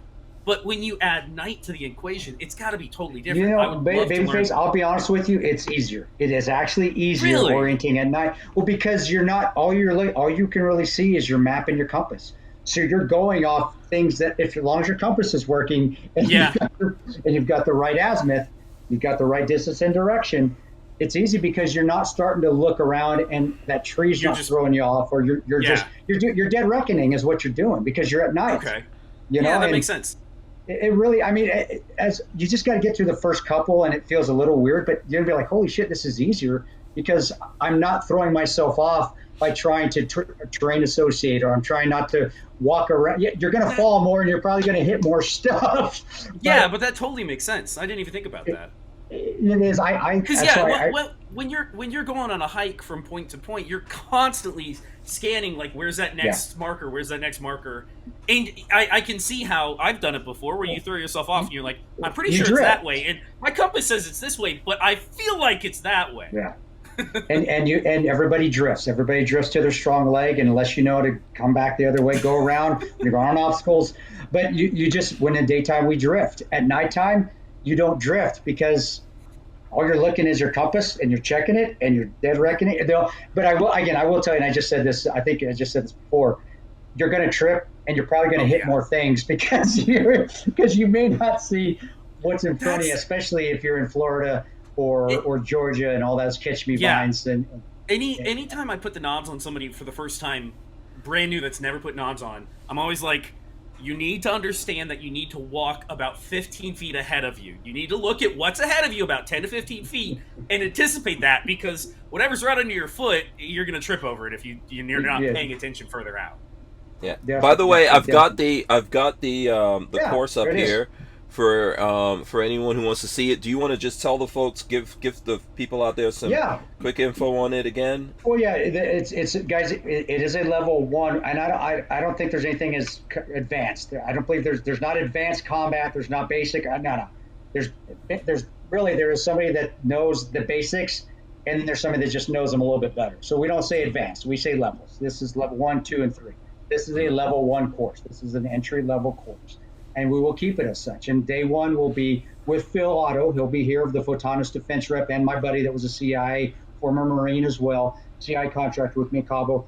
He's going to be, me and him will be the lead instructor. He'll do the classroom portion. We'll break down what night vision is, and we'll have stuff in the classroom so you can get familiar with it. But then we'll go right to the range, and like I said, we'll just put it on you where it comes to low light hours, and where you can still see the night vision, but you can still sort of see what's around you, because it's early morning. What's it called? Before evening nautical twilight, and so you'll have some good light out for you, and you'll just start to get used to it, and we'll start to do some drills. And we'll also start to do, of course, for that we'll start to show you the holes, the correct holes with night vision, because you'll be using an infrared laser as well. It's not just the night vision; you got to have the laser too. It's so much fun. You can have a holographic sight that's NVG capable, but those are tough to use. I have an EOTech, Vortex makes one as well, but I really want you to be able to use an infrared laser or even a green laser as well. A Viz green, there you go. A Viz green laser is fine too, and we'll just start getting familiar with it day 1 so you're comfortable. And it really, all my classes really depend on the students. And we go as fast as, Hank, I know you said that, Babyface, or you probably said this or heard this before, we can only go as fast as our slowest student, which is fine, because we got to be safe. Safety is paramount. So we'll go move along as fast as we can. But what you will get into by the end of day 2, you will be doing some running movements with infrared. You'll be running from, it may be a short distance, but you'll be running from a point to a point and taking shots as fast as you can with your infrared laser. And we'll be doing some turning movements as well. And we got to see your weapons skills, your weapons manipulation. Man, muzzle awareness, really, you can see who's really good at it under night vision, because you see people and their weapons manipulation. And then if we get to go ahead. I was just going to say, that's the other thing. That's the other thing people don't think about with going under nods is, you're, as a daytime shooter, you're used to looking down and going, oh, here's my mag, here's where this is, here's all this, here's the charging handle. Under really dark nights with nods, you better know where that stuff is by hand. Well, and no nods that I know of. Even Photonis, they probably have the best close to autofocus, and they call it something else. But when you're looking down, you're set to look at your target. When you look down to grab you're not seeing it. It's blurry. Even with Photonis, but they do a pretty good job with their autofocus. But no nods out there have great autofocus where you look down and it goes, that's Terminator shit. Eventually. I like the fact that I like the fact that you guys provide everything, right? You're providing. Yeah. I didn't realize that was part of it. For anybody, I'm not trying to blow smoke up anybody's ass, but when you look at the price of the class and the fact that you get that included, I didn't realize that. That's really, really, really good for the price. And Babyface, we did that, and as people were raising prices, I shop at Walmart too. And I know how much a gallon. Can I show the price, Tonto? Can I show the price while you guys? Yeah, please do. Okay, cool. For the 2-day course, I'll tell you, the 2-day course is $450. But that's very good. If you've never looked at training, especially using nods, most people that you train with nods, you either bring your own set. Yeah. So you have to have $4 or $5 grand invested, or you have to rent from them, and that's another $500-600 sometimes. Well, and no, but that's the thing. Fort Scott, they do have the nods and Photonis, but like I said, I really do feel for people and what they're going through right now, because I'm going through the same thing, and I've lost. Thank you, Biden. I've lost almost $50,000 in my retirement. Appreciate it, buddy. That's freaking awesome. I love you. Yeah. But but I understand it, and I'm still doing okay. I can't even imagine how are people surviving, but people still want to learn. So what am I going to do? I'm going to raise prices, so I'm going to take more money from you? No, fuck no. I'm bringing my prices down, and because this is an outlet for people as well. This is fun. The gun community, we are good people. We are in the same boat as everybody else. So I am not going to raise my prices. In fact, I'm going to make it cheaper because I want you to come and have fun. I want you to come and learn. And as Battle Line, we can afford to pay for that rental for you. And because it's here in Kansas, there's no travel for me. I'm not going to make a ton of money, but that's fine. It's a great way for folks out there who are really interested in this and don't have anything. That's a great investment for you to find out, in my opinion. If you want to get your feet wet in night vision and you can afford the class, and even if you're close and can drive, or if it's a quick flight there, this is as far as I can tell, the best way. I mean, to get my feet wet with night vision, I had somebody that let me borrow his PVS-14, and I was like, holy shit, this is amazing. And then it was $2,500 to get a basic setup. I mean, used 14, a helmet, a bump helmet, not even anything fancy. Like, it's expensive. It's very expensive. Well, we'll have Gladiator Solutions. I mean, that's some of the best body armor out on the market, man. We'll have... You don't have to bring body armor, but we'll have show that Solutions. again, Kris. You can hold that up. Here we go. This is your. Yeah. This is but we'll have the Gladiator Solutions helmets. I don't know. I just don't have one out here. But we'll have helmets for you. And the thing is, those too is I'm telling you. And Babyface, if you come out, buddy, and you put your Photonus next to what you have, you're gonna be like, holy shit! You're coming out to use probably the best night vision in the country. And you're getting trained. I mean, not just me, but Phil. When you meet Farmer Phil Otto, the dude is one of the coolest guys in the world, and he knows his shit on night vision. This is what he does, and he's an operator. You know how I know that? Because he rode right next to me in Kabul, and he had my ass, protected my ass for 2 years, so I know he knows his shit because he was right there with me. Mm-hmm. So it's in Fort Scott. It might be a little cold. It's December in Kansas. It's going to be a little cold. But Fort Scott is an awesome place, man. Love Unfortunately, with the baby on the way, I'm not going to make this one. But I told Ryan, I want him to keep me. And I actually, while we were chatting, I went and signed up for your website. Is there a better place to sign up to get notifications? Sign up my website. Okay, that's where I signed up. Next, Marley has already said yes. Will be 8 months pregnant, and I'm like, I can't leave her to go shoot night vision while she's pregnant. The beauty of being here in Kansas and doing them too is the range is just down from my house. So that's what I love about this. That was what was hard, and also Hank, when I was doing battle line training before, I didn't have a home range, and traveling and going to training and being away. I was already speaking all the time, then doing news, and then going on battle line.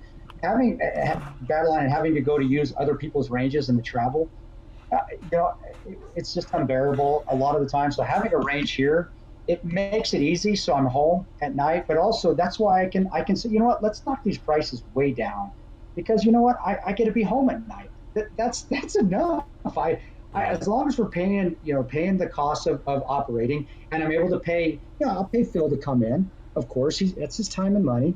It's his time. I'm going to pay him. I don't ask for anything for free. I will never do that for anybody. I've been asked a lot of other people for me to do free shit for them. I will never do that. Your time is worth money. But that thing is serious. For me, the payment is I get to come home at night when it's done. Mm-hmm. I got to go shoot. You get to see the family. Yeah. Yeah, and also just to let you guys know, I try to make it an experience just like we do with E3 Firearms when we have our shooting stuff. I'm going to have s'mores out there. I love s'mores. We're going to have fires going. If you guys want to hang out, like the last class we had, when my knee wasn't, when I didn't blow up my knee, I went for a run and took everybody on a tour around the old fort. And then I bought dinner. We always pay for dinner for everybody. So, and then we will the night vision course too. I'm going to pay for dinner the first night. We'll bring dinner out for you. But man, having s'mores and just shooting shit. Of course, there'll be some tonneau vodka too, but that'll be day 2. That's not going to be day okay. one. I can't have you hungover. So, I would love if Hank could swing it and go in my place this time, but I don't know if I can convince him. I know he's been busy. Well, I know I'm gonna be traveling at that time. Yeah. I'm gonna probably be in California at that time doing some We band went- stuff. I'll make it happen, but I want to make sure that we're helping to get the word out. Maybe we'll have the Fort Scott guys come on and talk about it as well. And I would really like to do it. I really would like to get that again, done. this first one isn't going to work out for us. For all of us are, the podcast folks are busy. Whenever it happens again next year, whenever you guys schedule another, I am going to put it. I'm going to be in on it because I really want to go do this. It sounds really. We'll schedule it during a time. The weather. We're in north. No, I'm down in southeast Kansas, so it's not like Wichita and out in the flatlands. It's rolling hills. It's beautiful out here in late spring, early summer, and then this time of year is freaking gorgeous. That sounds perfect. So I'd love it. The only reason I couldn't have it at this date is because I do still a lot of corporate speaking and corporate during the fall. I have 8 speaking events in the next 5 weeks, which is normal. That's just heavy. But the blessing with that is my wife gets to come to a lot of those with me, as well as my young son. So that's another beautiful. Like Kris, you just said you don't want to travel anymore. Well, it's different if my family comes with me. I mean, then it's kind of like a paid vacation. That's exactly it. No, that's exactly right. I personally hate traveling by myself. If my wife were coming with me, hell, I'll go anywhere she wants. Yeah. So So a couple of things here. First of all, we're past 9 o'clock. Obviously, we started a little late here. You guys okay going a little later? I can go 30. I got 30 more minutes. Okay, cool. I'll take that. I'll take that. Because we did start late, buddy, and that's partly my fault for not coming on to work out the bugs. We're sorry. No, that's not your fault at all.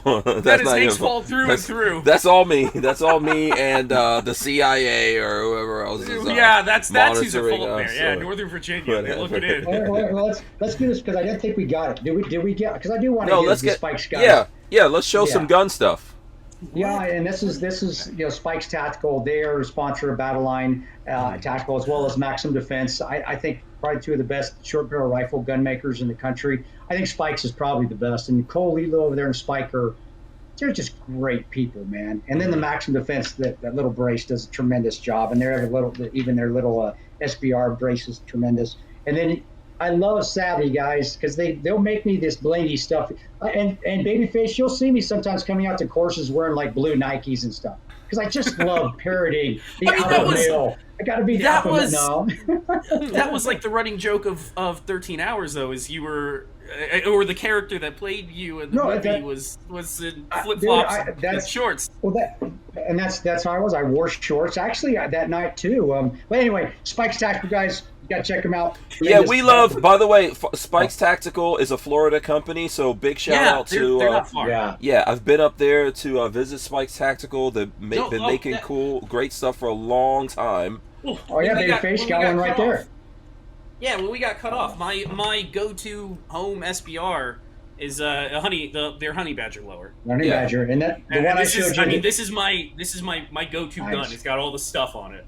Yeah. Nice. And also, I would also like to say, like, so far as that sling, everyone should have a sling on their rifle that, is their go-to rifle. Savvy Sniper slings, right?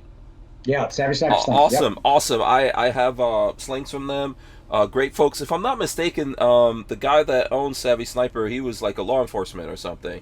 Yeah, he was. Yeah, he was. And I want to say, forgive me, guys, I want to say Alabama, but I know it's somewhere in that area. I just can't remember exactly. Yeah, those are good folks. So you can't go wrong with a Savvy Sniper sling. Absolutely, yeah. I would agree with that.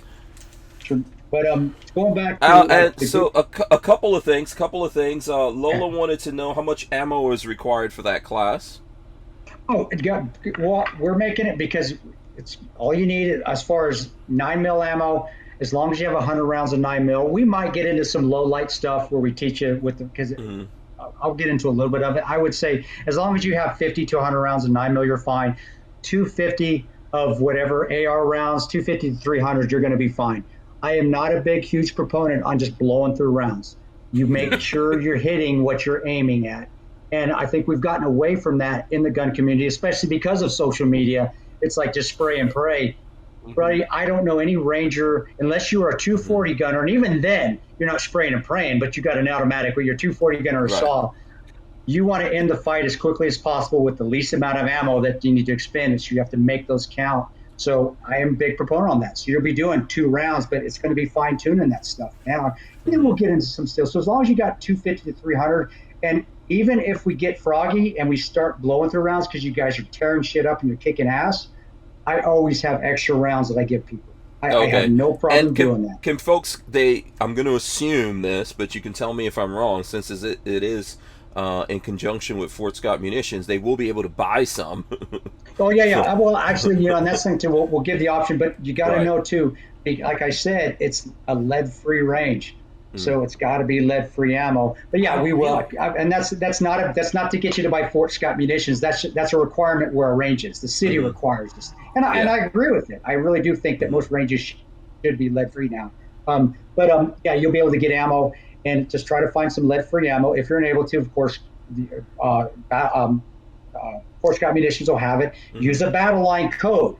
If you use that code, they'll give you 15% off on the ammo. So it's part of us because we work with them so much. It's like, dude, because Hank, I love Fort Scott Munitions ammo, but it can get a little expensive. For Plinkin, but it's worth it. But we also like, guys, not everybody can come and afford that to just go to shoot at the range. Right. So they give us a really good discount. But again, 200 to 250. 250 to 300. I think that's very reasonable. But it's not that much. Bring what you can. And I will help you out as long as it's not some crazy. You're not shooting an SBR that's Creedmoor or so. I really, you got 5.56, 300 blackout or 7.62. Yeah, I don't know if I think sometimes Fort Scott makes range ammo, but Fort Scott's high end ammo. That's another thing that people need to realize. Like, this is really hunting defensive stuff. Yes, it's really high end stuff. Yeah, high end, high tech. Believe it or not, they just let me the last time I was up there actually look at thinking about some of the places where they make this ammo. These have been my friends for a long time, and they won't show me any of the ammo getting made. They let me into that the other day. I was like, what's happening? Look at you. You've made it. You've made it past the initial stages. I was like, am I dying after this? What, what's going to happen? But you're right. You're right, brother. The ammo, but it is worth it. But as long as it's lead free, then you're fine. We don't care. It's just a requirement that the range requires because the city and the Bourbon County, Kansas requires it. Yeah. So let me show off. This is I never really have done anything with this. I actually bought this gun just because it's a Bushmaster. Awesome, man. The Frankenstein. My Frankenstein is Bushmaster. Yeah, I saw it in the store, and I was like, "What? That's a Bushmaster. It's got that old school snake, the old school snake on it." Hold on, let me see if I can get it. Can I get it to focus? I gotta block or come back. It did focus for a second. Yeah, there it goes. Right there. Perfect. So there you go. Now, the reason why I was telling, because I was like, Lola, grab that Bushmaster. Is that what you originally had when that was your gun for a long time? That was what I went through all my CIA vetting with, was a Bushmaster, a $500 Bushmaster. Really? That I bought it. Actually, it wasn't. It was at Cabela's before Cabela's got really huge. It was, Cabela's is very small at the time. Their headquarters were in Sydney, Nebraska. They had just opened a store in Omaha. This was 2006, and I went and bought one just to get one. And then when I went to Blackwater, they were giving us. We had an option. We could use a Blackwater gun, or when we went through vetting at TDC, it was called Tactical Development Course. It was the CIGRS vetting course. Or we could utilize our own. And the Blackwater gun, it was shit. It was just really. It's like some Navy SEAL designed that thing. Yes, I just called you out, dude. It was just. And the reason I say that because at that time. Blackwater was extremely Navy SEAL heavy, but I'm just giving you. I love SEALs. They're amazing. I'd go to war with any of them. But it was just so heavy. The rail system was awful, and so I'm like, I remember I asked. It was Randy Leonard at the time, who was head of the program there, who said I could go to TDC. He was the program manager there for the OGA program. I said, Randy, can I just take my Bushmaster with me? And he said, yeah, go ahead. And I took it, and that's the only gun I went through vetting with, I trained with. I wasn't allowed to take it down range because, we can't take our own weapons down range. It's a government contract. Government item. Yeah. But I'm every guessing CIA vetting course I used was that Bushmaster, and it was $500 Bushmaster. That's what I used. It was awesome. For it goes to 5 show years. that it'll do its job when it needs to. It does, and so you don't need to go 8, spend 3. I mean, I'm not knocking you. If you got $2,500, this thing's fucking worth it. But a Bushmaster will tell you Bushmaster is extremely accurate, and it does what it needs to. And that TDC vetting was no joke. I mean, you had to have 6-year special operations experience just to attend it, at least when I went through, and it was a 50% pass-fail rate. So you had Rangers, you had unit guys, you had SF guys, you had SEALs failing that thing. It was tough, and I was pushed on it, but that Bushmaster rose to the occasion. It kicked ass. Did awesome. you have any special things? Like, how was your Bushmaster set up? Did it have any? Well, I had I still, I mean, I can do the over the top. I tell people, learn every method, how to carry an AR, how to shoot an AR. I can come underneath, the U grip, I can come over the top. I do like the foregrip, I really do. And at that time, I was using a foregrip. I think it worked very well from that high carry position. So I had a CQD foregrip on it, which actually I put it on another gun I have right now. So I still have that old close quarter defense, that Dieter foregrip, that was on it. And then I at that time, stifling really wasn't a big deal. I mean, you had the normal stifling that came on the rifle. Mm-hmm. My hand would slip, so I cut a bike tire off. I got it into me. I wish I would have thought of this shit. What was I thinking, man? Yeah, make a ton of money now. Yeah, I'm telling you. I cut a bike tire off, and I put it on there, and I just got not sandpaper. I got a file, like the big work contractor file, and I just grinded it down so it was just all bubbly, so my hand wouldn't slip on it because the stifling on that plastic didn't work. And yeah, with just the rubber when it got sweaty, didn't work either. But when I got it on there and I grinded it down and made it just all just bumps on it everywhere, it was awesome, and it was comfortable. It was just even that little cushion of rubber made it very, very comfortable.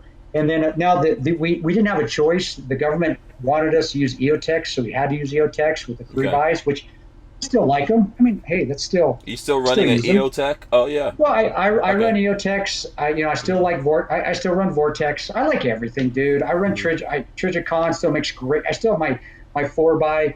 It was a 3-buy, the old military 3-buy. I got to keep when I left 19 Special Forces Group. I got to keep my Trijicon reticle sight, my fixed reticle. DOD, you didn't hear me say that. It was lost. I didn't get to keep it. Is the statute of limitations up on that? Yeah, I think we're good. But, I mean, because someone was mentioning earlier when we were talking. So who was it? Someone said, it's a shame all of that night vision stuff and all that got left behind. I'm wondering if the Taliban was using it. That's why I do my speeches. People ask, hey, do we still have the advantage of night vision? I said, well, until a couple of years ago we did. I don't think we do anymore. I mean, it's been reverse engineered and everything. Mm-hmm. But on the gun, the EOTech's what we had at that time too. The only really flip up sights that were any good, I think it was really the only thing that was out there was Surefires. So it was Surefire flips ups. A Magpul wasn't even a thing, I don't think, at that point. But now I use Spikes. Spikes makes the best flip ups. They make better than anybody, so that's what I use now. But I had a Surefire flip ups, backup irons, which we didn't know how to use too. And then the laser pointer was government, dude. I mean, government. We're using PAC 2s, not PAC 4s. PAC 2s at the time, the huge old cat lasers. Yep, and but it also had an IR flood, and then we had an infrared on it too. So we had to know how to use the IR floods, and then eventually we went to app peels. Is what we went to next, which is what I think that's still now. It's just like the 4th generation app peel, which those things are tremendous, and that's what I had to do. Yeah, they're trying to move to Ingalls and whatnot, and those things are crazy expensive. Yeah. So I mean, I don't know if Patrick has any questions. One thing I wanted to ask you, since you were doing contracting stuff. I had a friend of mine who was doing that as well, and I remember him. There's this picture he has being on a boat, like coming back from a mission or something, and they're tossing ARs overboard. Did you see some of that stuff? Did you guys no, because we were government. Well, I mean, the stuff we used, the agency and State Department did get clearances to get our weapon systems usually in there, or at least they got in there on a Connex. So I to say it was cleared, maybe it was, maybe it wasn't, but it was there. So no, and it was all we had. If we got rid of that shit, we're screwed. So and we always flew commercial air, or we flew on a, we did have some private CIA planes, which are actually really nice inside. We had one called the J-Lo bird, which it was actually Jennifer Lopez's old touring bird that CIA bought that we flew over, which was awesome. Yeah, it was pretty awesome. It was pretty awesome cool. until you had over 20 people in that thing, then it sucked. But then they retrofitted out birds that were all like first class throughout. But after that, we flew commercial. So you got there and you used what you had, and then when you left, you put it back and you didn't think about it anymore. So when you were gone from the country, if somebody got caught with that gun, it's on them. It's not. I'm out. I'm gone. So it's your problem now. But there were times I remember in early 2004 where we didn't, and those early contracting days, where we didn't have enough. We didn't have enough guns for everybody. The State Department didn't have enough. Well, figure that. The State Department's all. Yeah, how is that possible? Yeah. Exactly, because it's the U.S. State Department. That's why it is. What? But we actually ended up. What we had to do the early days of contracting. I went out and we had to buy guns on the market, which we'd go out and buy an AK or something, or we'd trade with DynCorp. I love DynCorp. Those guys in the early days of DynCorp were high speed. So they'd go do a mission, and then they would come back, and we'd be waiting for them for our mission, and it literally would be, here's an AR. Thanks, buddy. And we'd head out the door. That's insane. But that was the Wild West days of contract. I know those early contractor guys are smiling right now because they remember that. But here's another funny story about the AK. I bought an AK on town. I didn't have a chance to test fire it before we went out, and that was my gun. So I went out, and luckily nothing happened. We got back, everything was fine. And I went to the range to test fire it. I got it out there, and I pulled the trigger and went click. Well, that's not good. The worst. I'm like, okay, loudest sound you'll ever hear. I took it apart. Well, the damn Iraqi sold it to me and didn't have a firing pin. That's the good old days. That's a setup. Yeah. But that might have been at SHOT Show. That gun might have been at SHOT Show, and they took the firing pin. Right. Yeah. But those were the good old early days, and like the Bushmaster, like I said, it's just wonderful times that we just had fun and we got lucky. I got lucky a lot. Better be lucky than good. I got lucky a lot.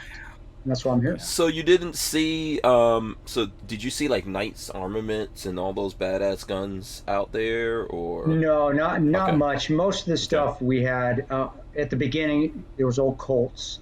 You'd see old, I may not even, there may have been a Knight's one that I just don't remember. I do remember the Colts. I do remember the H&Ks.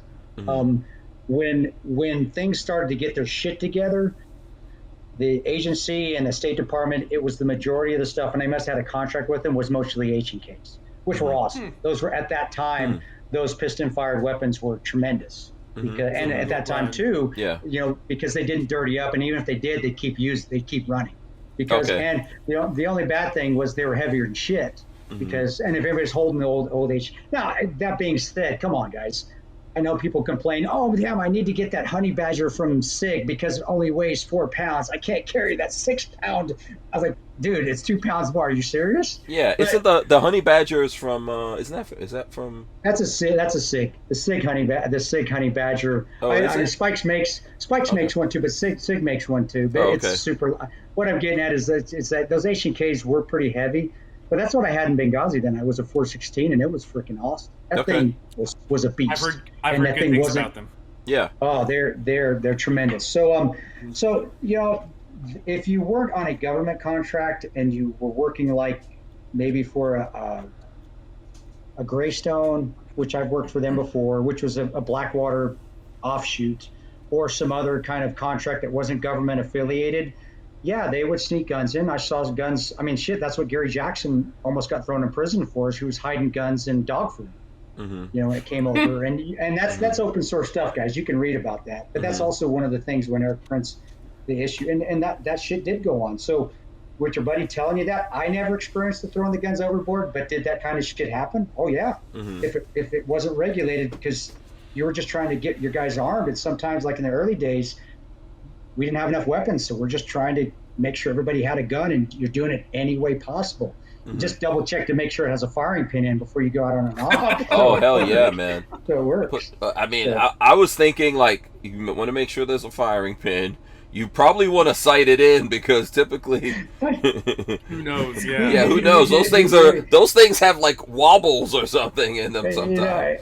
But that's just one of those things where you're so caught up in the moment. It is pretty freaking cool being in a country and being one of the original, and being like one of the first contractors where it really was the Wild West. And you're like, screw it. It's another thing. Well, I don't have time to sight it in. I got to go.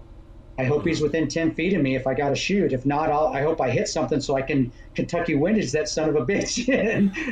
My God, man. But it's still just like, that's crazy. I got to go. Like, if I don't, my team will be short. I'm not going to leave my team short because my gun's not sighted in. Let's go. Yeah. So you were a gun guy this whole time, right? Yeah, no, I learned how to shoot when I was on my grandpa's farm when I was growing up. I always grew up with guns, learned how to shoot at 22 at an early age. I loved going out and plinking birds with pellet guns growing up, shooting jackrabbits in southern Colorado. So, yeah, I've always loved shooting guns. I love guns. I do. I'm not a big hunter. I've hunted, but it's, honestly, after the luster for me wore off more so the more I deployed. It was like, I'd rather go be inside and be warm. I don't want to sit out on a high site and freeze my balls off to shoot a deer. If I need venison, I'll just go ask one of my buddies that actually will do that, and he'll give me some venison. So I have it. But I'm not against hunting at all. Of course, I love hunting. Right? And it's part of the community. And hunters are tremendous. But I've always loved rifles and guns. But I have a more affinity for short barrel rifles and little PDWs. I do love that because really that's what I carried throughout my career. And I do. Okay. I just love how I sense Patrick is about to show off. Oh, there we go. Oh my gosh, look at that little MP, man. Look at that little man. Those things are so easy to shoot, and they're just so beautiful to shoot. They're so easy. It's just a wonderful thing. I would pack that in a computer bag when I used to walk around town in Cabo. I put it in a computer bag and I collapse it. Yeah. And it was, but I think short barrel rifles are sexy. I do. I just love carrying these things. Yeah. So the thing what I was going to ask you about that is, so, being in all these places, what kind of badass guns did you see? Did you ever see any of these dictator guns, some badass AKs and all that stuff? Yes, the coolest gun I remember. I do remember. I remember being in the Ministry of Interior in Baghdad. We had just escorted somebody in. I was with Blackwater working in the State Department contract at the time. It was the old State Department High Threat Protection Program after it changed from Bremer. It was when Bremer was there, so it wasn't the CPA program anymore. Negroponte had just come in, so it had changed over from the Coalition Provisional Authority to the State Department High Threat Protection. And I remember being there, and we'd escorted somebody in, and I was out there standing watch is really what I was doing, making sure that nobody was going to roll them up. And there was an Iraqi that came in, and he was protecting some Iraqi minister. Boy, he came in, that AK-47, I swear he carnauba waxed that thing. It was beautiful, man. It was like shiny. It's probably one of the dumbest shows out there right now, Peacemaker. Have you ever watched yeah. Really? Oh, okay. No, have you ever seen how shiny his helmet is? That's how shiny that AK was. And I was like, and then it had a golden buttstock. I don't know what he made it out of. And that is an AK strictly for show and not for use. That's it. I was like, oh my gosh, that's beautiful. And he didn't speak English. I didn't speak Arabic, but he knew I loved it, and he let me hold it. And I was like, wow, this is freaking cool. I'm in Baghdad right now, guarding some guy. And that's the time when car bombs were going off all the time. It really was crazy. Ministry of Interior was just down the road on Wild Street. It wasn't too far. It was about a couple miles. I'd say 5 miles from Solder City. So Solder City's down the road. It's on a pretty bad road intersection where Wild Street is, and it's a road going out farther. And it's just being in there with this little guy. And he was dressed nice, dude. He had a nice collared shirt on, nice slacks. He looked a lot better than me. I was Patrick is loving this. No, that just goes to show that he was a show of force. He was less of a security guard, I imagine. If he's dressed nice and has a gold AK, I'm telling you, That's like It calling was- people like, shoot at me, shoot at me. Well, he looked better than I did, all 5'11" tacticals out. Holy shit, sweating my balls off in those old 5'11" pants that Oh, make, boy. when you got the swamp ass, it makes you feel like your balls are hanging down to your knees because they don't know anything about. Hey guys, not everybody Before is, they put the nuts cool technology in. Yeah, there you go. Exactly. Yeah. But that was a cool ass gun. I always loved SIG technicals, and we worked in Kandahar. You know, we had our own Kandahar security force guys, so we had our own technicals. I love seeing those Toyotas, those Hiluxes with the PKM mounted in the back or a Dishka mounted in the back. You know, I love it. It's Seeing just a the damn ZPU. coolest. It is. It's just seeing an anti-aircraft gun, man. I mean, that's why, you know, I do love my Chevys, but I still have a Tundra because I've seen those things be used and put away wet, Yeah, and the they Hilux. still Yeah. fucking run. Yeah. And, There is nothing more Iraqi than a Hilux with a Dushka hanging out the back and a dude in a turban just kind of Yeah. like Just look- that is just it's so awesome. But I always loved just seeing those determined weapons, and then, you know, I of course AKs, and then also seeing. I think one of the coolest things I ever got to carry, and we had it in Coast and Kandahar, was an AK with a tube on it. I was like, holy crap, you can put a grenade launcher, you can put a 203 on What? an AK? Yeah. This is Oh, freaking awesome. Wait, And hold the on a first time I- second. Is that a thing? And that's I know it because I had one, but we got it from I don't know who manufactured it, but it was our Kandahar security force guys. We carried them together, and the first time I saw that was in 2007, and it looked cool. I was like, man, this is Holy so crap! cool. I didn't know this was a thing. The Yeah, Russian there it is, underbarrel, right those there. Russian There underbarrels, it is, they're man. totally different. What? And yeah, that looks Yeah. like the one I had. And Yeah. what I loved, if you had a good AK-47 with the nice oh my wood, gosh. it just wood is so awesome. I still love guns that are just it just makes it warm. It's just Yeah. beautiful. And We and, need I need a grenade launcher AK-47 now. I know we gotta have one. Definitely Yeah. gotta have one. Those But, underbarrel grenade launchers on those are really neat. they Yeah. are cool. And then on the pistol side of the house, you know, I got lucky enough to be on a contract, and actually this was with Evan Hafer. When I said, hey, Evan and I worked on a contract. We worked GRS together, but we also taught Afghanis together, teaching Makarov classes. Even though the Makarov, I wouldn't ever put it anywhere in a holster because that thing's gonna go off. I don't give a shit what kind, who makes it. But I thought it was a cool gun to learn how to shoot, and then I got to learn how to teach with it and learn how to break it down, and it is a cool gun. Yeah, Walter, one of the guys who's always here on the show with us from Safety Harbor Firearms, Walter, he's got a bunch of them. They are cool looking guns, man. They look almost sci-fi. They do. But like I said, they just go off on their own. They do have a mind of their own. They just fucking go off. It's like just sitting right there. It's like the Makarov's like, okay, I think I'm just gonna shoot now. And it'll just go. Like, what the hell was that?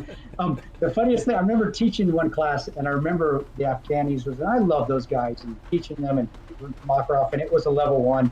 And I remember one of them, I'm on the line teaching, and he scratches his head with the barrel. He does this with the I'm like, what? No. Stop! I tell him right now, knock that shit. Why do people do that? But you know what? That's just that they are so comfortable, and that's I think our country.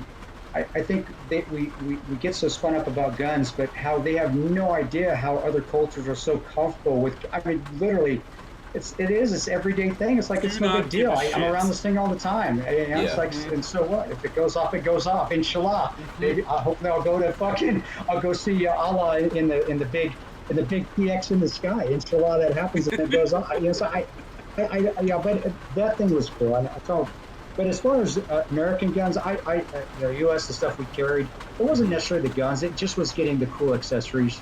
When better IR lasers came, when better night vision goggles came, when EOTechs, even though we're pretty much using EOTechs all the time, even them getting better and better and better, and that's what I love as far as American accessories. It's just not the black rifle. Like I said, a black rifle is a black rifle is a black rifle. We really own the accessory market. Yeah, the stuff that we produce is just awesome. Yeah, suppressors, night vision. It's so cool. Yeah. Let me just show you guys this. You're talking about crazy stuff. Look at this. Yes.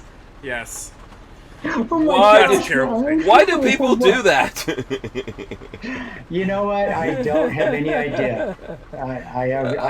That's an accident crazy. waiting to happen. Yes, A bad one. He's going to definitely have his own colonoscopy. Lord. Right there. Yeah. But yeah, I did love it, and I did love not just the guns, but being around the different, like I said, the different vehicles and getting to be and the old kit cars, which sucked, which was basically a Suburban with light skin with like an armored carrier in it. That was awful.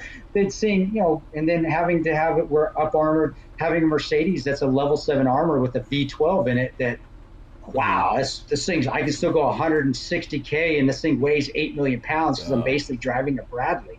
Wow. But with cool, even though it still didn't have cup holders in it, which always pissed me off. It's like, we spent $250,000 on this motherfucking armored Mercedes, and I still have nowhere to put my coffee. What kind of shit is this? We are living like savages. Yeah, you got to do a bodyguard driving class one time. Come on. Here we will. We're doing a PSD course I call it Solder City out here in Fort Scott. We'll have so much fun, buddy. Those are so definitely. Yeah. What are you gonna say, Patrick? We're gonna wrap up. Last point. I think from the reading that I've done on your time in the military, that time frame, you guys got to see kind of the coolest in the technology side of things come around. Going from iron sights, M16s, M4s, all the way up to like the coolest of shit in your hands. And things are still getting better. I have to say. I mean, I've heard now that they have imagery and some of the unit guys and the SOCOM guys have imagery where they can open up a map and it actually turns into 3-dimensional imagery. Like, holy crap, that is so awesome. Now, I've never seen it. I've heard it's there. But for me to say that that's not an entire possibility, I'd be lying to you. Of course, we are. That's something out of a Marvel movie, but yeah, I'm sure with like VR and all that kind of stuff, you can do really cool stuff. All the positioning things that we're always talking about, where you can know where all your guys are, and and we're seeing a lot amazing. of there's a lot of cool stuff being used over in the Ukraine. We didn't get a chance to talk about that. Maybe the next time. We'll see if that's still going to be going the next time when you come on. But there's a lot of cool, crazy shit, going on over there as well. Well, that's where it's just that's why we are not saying that's not the main reason. The main reason we are so good and why we are the best, especially in the special operations community. It's because of that person, because of that never quit attitude, because of that drive that I'm gonna win it, but I'm gonna do it not just for myself, but for the person next to the right and left of me, because the mission says 100% and then some. I'm gonna do it. But it does help having the advantage of all that technology, and to say that night, even in Benghazi that night, having that laser, having the infrared lasers, having the IR lasers, having the awesome night vision. We had PVS. I think they were 10s. They were the first, not the 15s, which is a binocular. The 10s are the first one. The ones we had, which we got from Task Force, which we got from the Night Stalkers. Having that and being able to it was like shooting. It was like shooting people playing hide and go seek. That it's like, oh my gosh, that you're a joke. I can see you. It seriously is the only superpower that you can just buy and strap to your head. And if you are fighting against somebody who has no night capabilities, it's just completely unfair. Like, it is. You can see them perfectly, and they have no idea you're there. It's a definite force multiplier. It is, and I'm glad we had it. And I have no problem saying I shot terrorists. I know people cold, callous. No, they were terrorists. They were trying to kill us. We didn't go after them. And Ron was right. And the movie was very accurate. And we were part of the whole process. We helped write the script. We were on set at different times. We were at base studios helping out. I got to know Pablo very well. I don't think we're as close as we once were, but we were close at point. And I still consider him a friend. I think he does me as well. The guy that played in the movie. But they got that right. When Roan said they have no idea what's coming for them, we all felt that way. He said that shit. And the reason you can feel that way, not just because of the people around you, but it's like, holy shit, they don't have night vision. They don't have infrared lasers. They don't have all this tech that we have. They don't have this armor. They don't have, and they're not cool enough to fight in shorts. And I did. I fought in shorts. And I didn't want to get back to, I know we got to go, I also, we couldn't put in the movie. I also was wearing a Mickey Mouse shirt. Oh, you couldn't. Disney wouldn't release that. There's no way. I guess that's not woke. That's not woke enough for Disney. Yeah. I guess, but damn, that ain't. If there ain't anything more America than Mickey Mouse shooting terrorists, I don't know. Oh, hell no, man! That I would have makes put a it- that makes bootleg all of it even version. better. Yeah, Yeah, I would that have makes put it all a. even I would have gotten the Danger Mouse or something to give give the approval. Yeah, you know.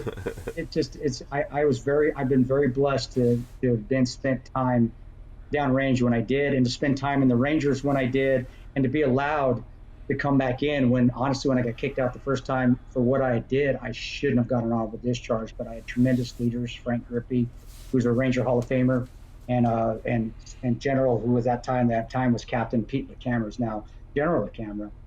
Guys that were able to finagle me an honorable discharge. I don't know why they did it. They must have saw something in me, but I'm glad they did, because I know my life would have turned out a lot differently if I didn't go back in the military. I probably would have went off the rails, and you'd be talking to me probably from Folsom Prison somewhere than what happened. But I'm very blessed. And like I said, babyface buddy, I was very blessed to go through that time and see just the progression of weapon systems and technology, and just be on the ground and all that, and be with some of the greatest warriors this world has ever produced. Yeah, man. Especially in Rome above.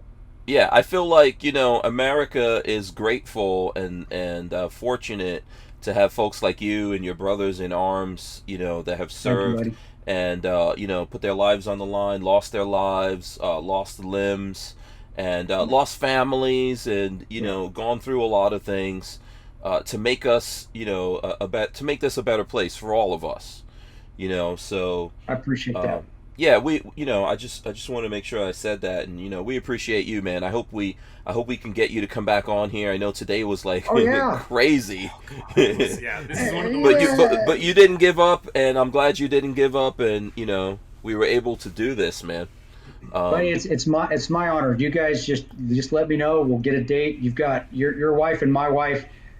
Hey, man, all Lola's got to do is they worked it out. Kris needs to come back on, and I'll be coming back on. Yeah. I ain't gonna be hard, but I'd be honored to come back on and talk more, because this to me is also very therapeutic, and I do appreciate that. So thank you guys. Thank you so much. Thanks for sharing what you did. Yeah. So here's what I'm going to do. I'm going to let these guys tell you all how you can support them, follow them on social media and stuff like that. I see a lot of the guys in the chat. We didn't get a lot of the comments in, but they're very glad for you coming on and for us actually making it happen, and they really appreciate it. I'm going to start with Patrick and let him tell everyone out there where you can find him and support him. Go for it, Patrick. Yeah, youtube.com/babyfacepea if you want to look at how to build stuff. I have some more content on the way. I've been in a little bit of a dry spell, but we got more stuff coming. Or Instagram is baby_facepea, and that'll be it.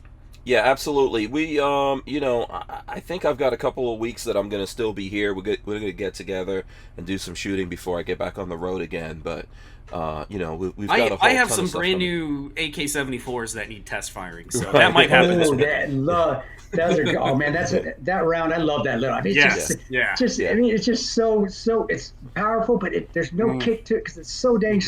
I love doing that. I used to teach that course to all the CIA Jason Bournes going over before they went over, and they all could bend bullets. Not really. If you're ever coming to Florida, Tonto, we'll make some plans. Come and shoot with us.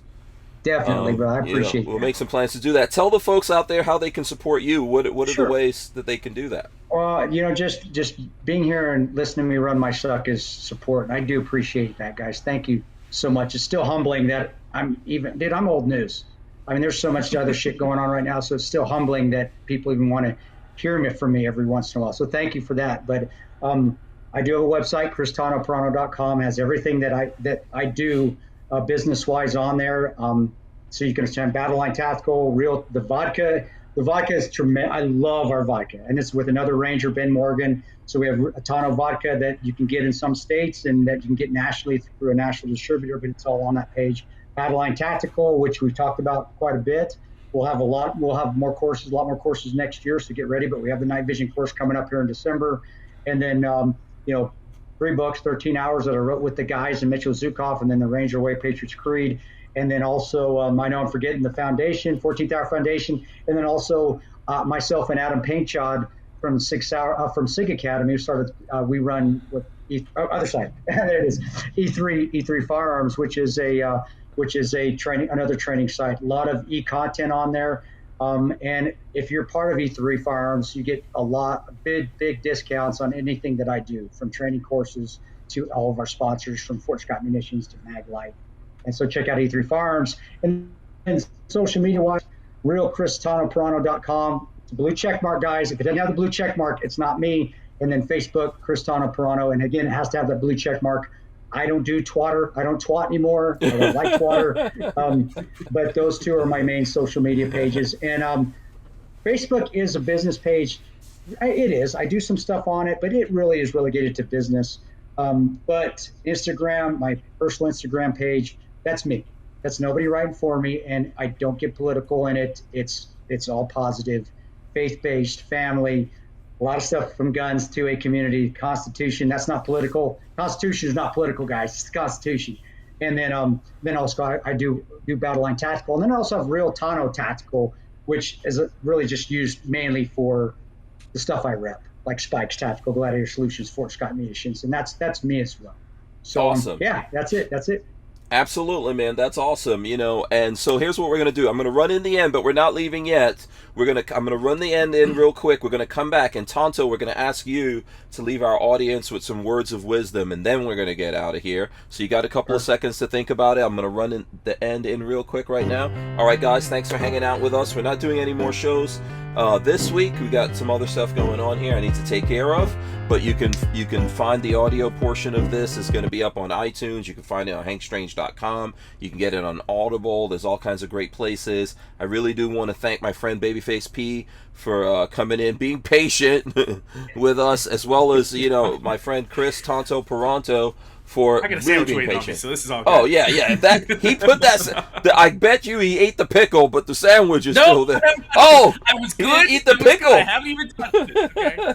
If he didn't eat the pickle, he is really on some next level. Man, I'm hungry, guys. Stop talking about food. Yeah. I'm freaking starving. Yeah. So hit us with the words of wisdom, Tanto.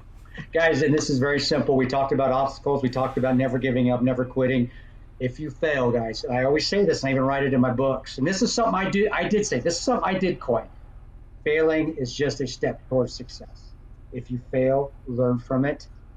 Push on, continue on. So when you're hit with that obstacle again, you know how to beat it. Failing is nothing but just a step towards success. If you don't believe me, ask every successful person out there how many times they failed before they became successful. And I'm not going to give props to Bill Gates or anything like that, but don't think the internet and all that crap would be what it was if you didn't. Bill Gates and those guys didn't fail a ton of times and learn from it. And in our community as well, if you read the Ranger Way, all the Ranger Way is about me screwing up. It's about me failing over and over again. Learn from it.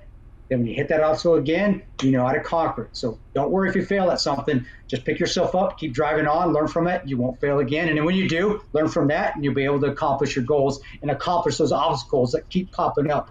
More so, even if they do get harder. Failing is just a step towards success. That's my words of wisdom right there. Awesome. Thank you, brother. God bless you. Stay right there. Thanks to everyone for being patient with us. We'll see you guys next week. I'm going to hit the button right now. All right.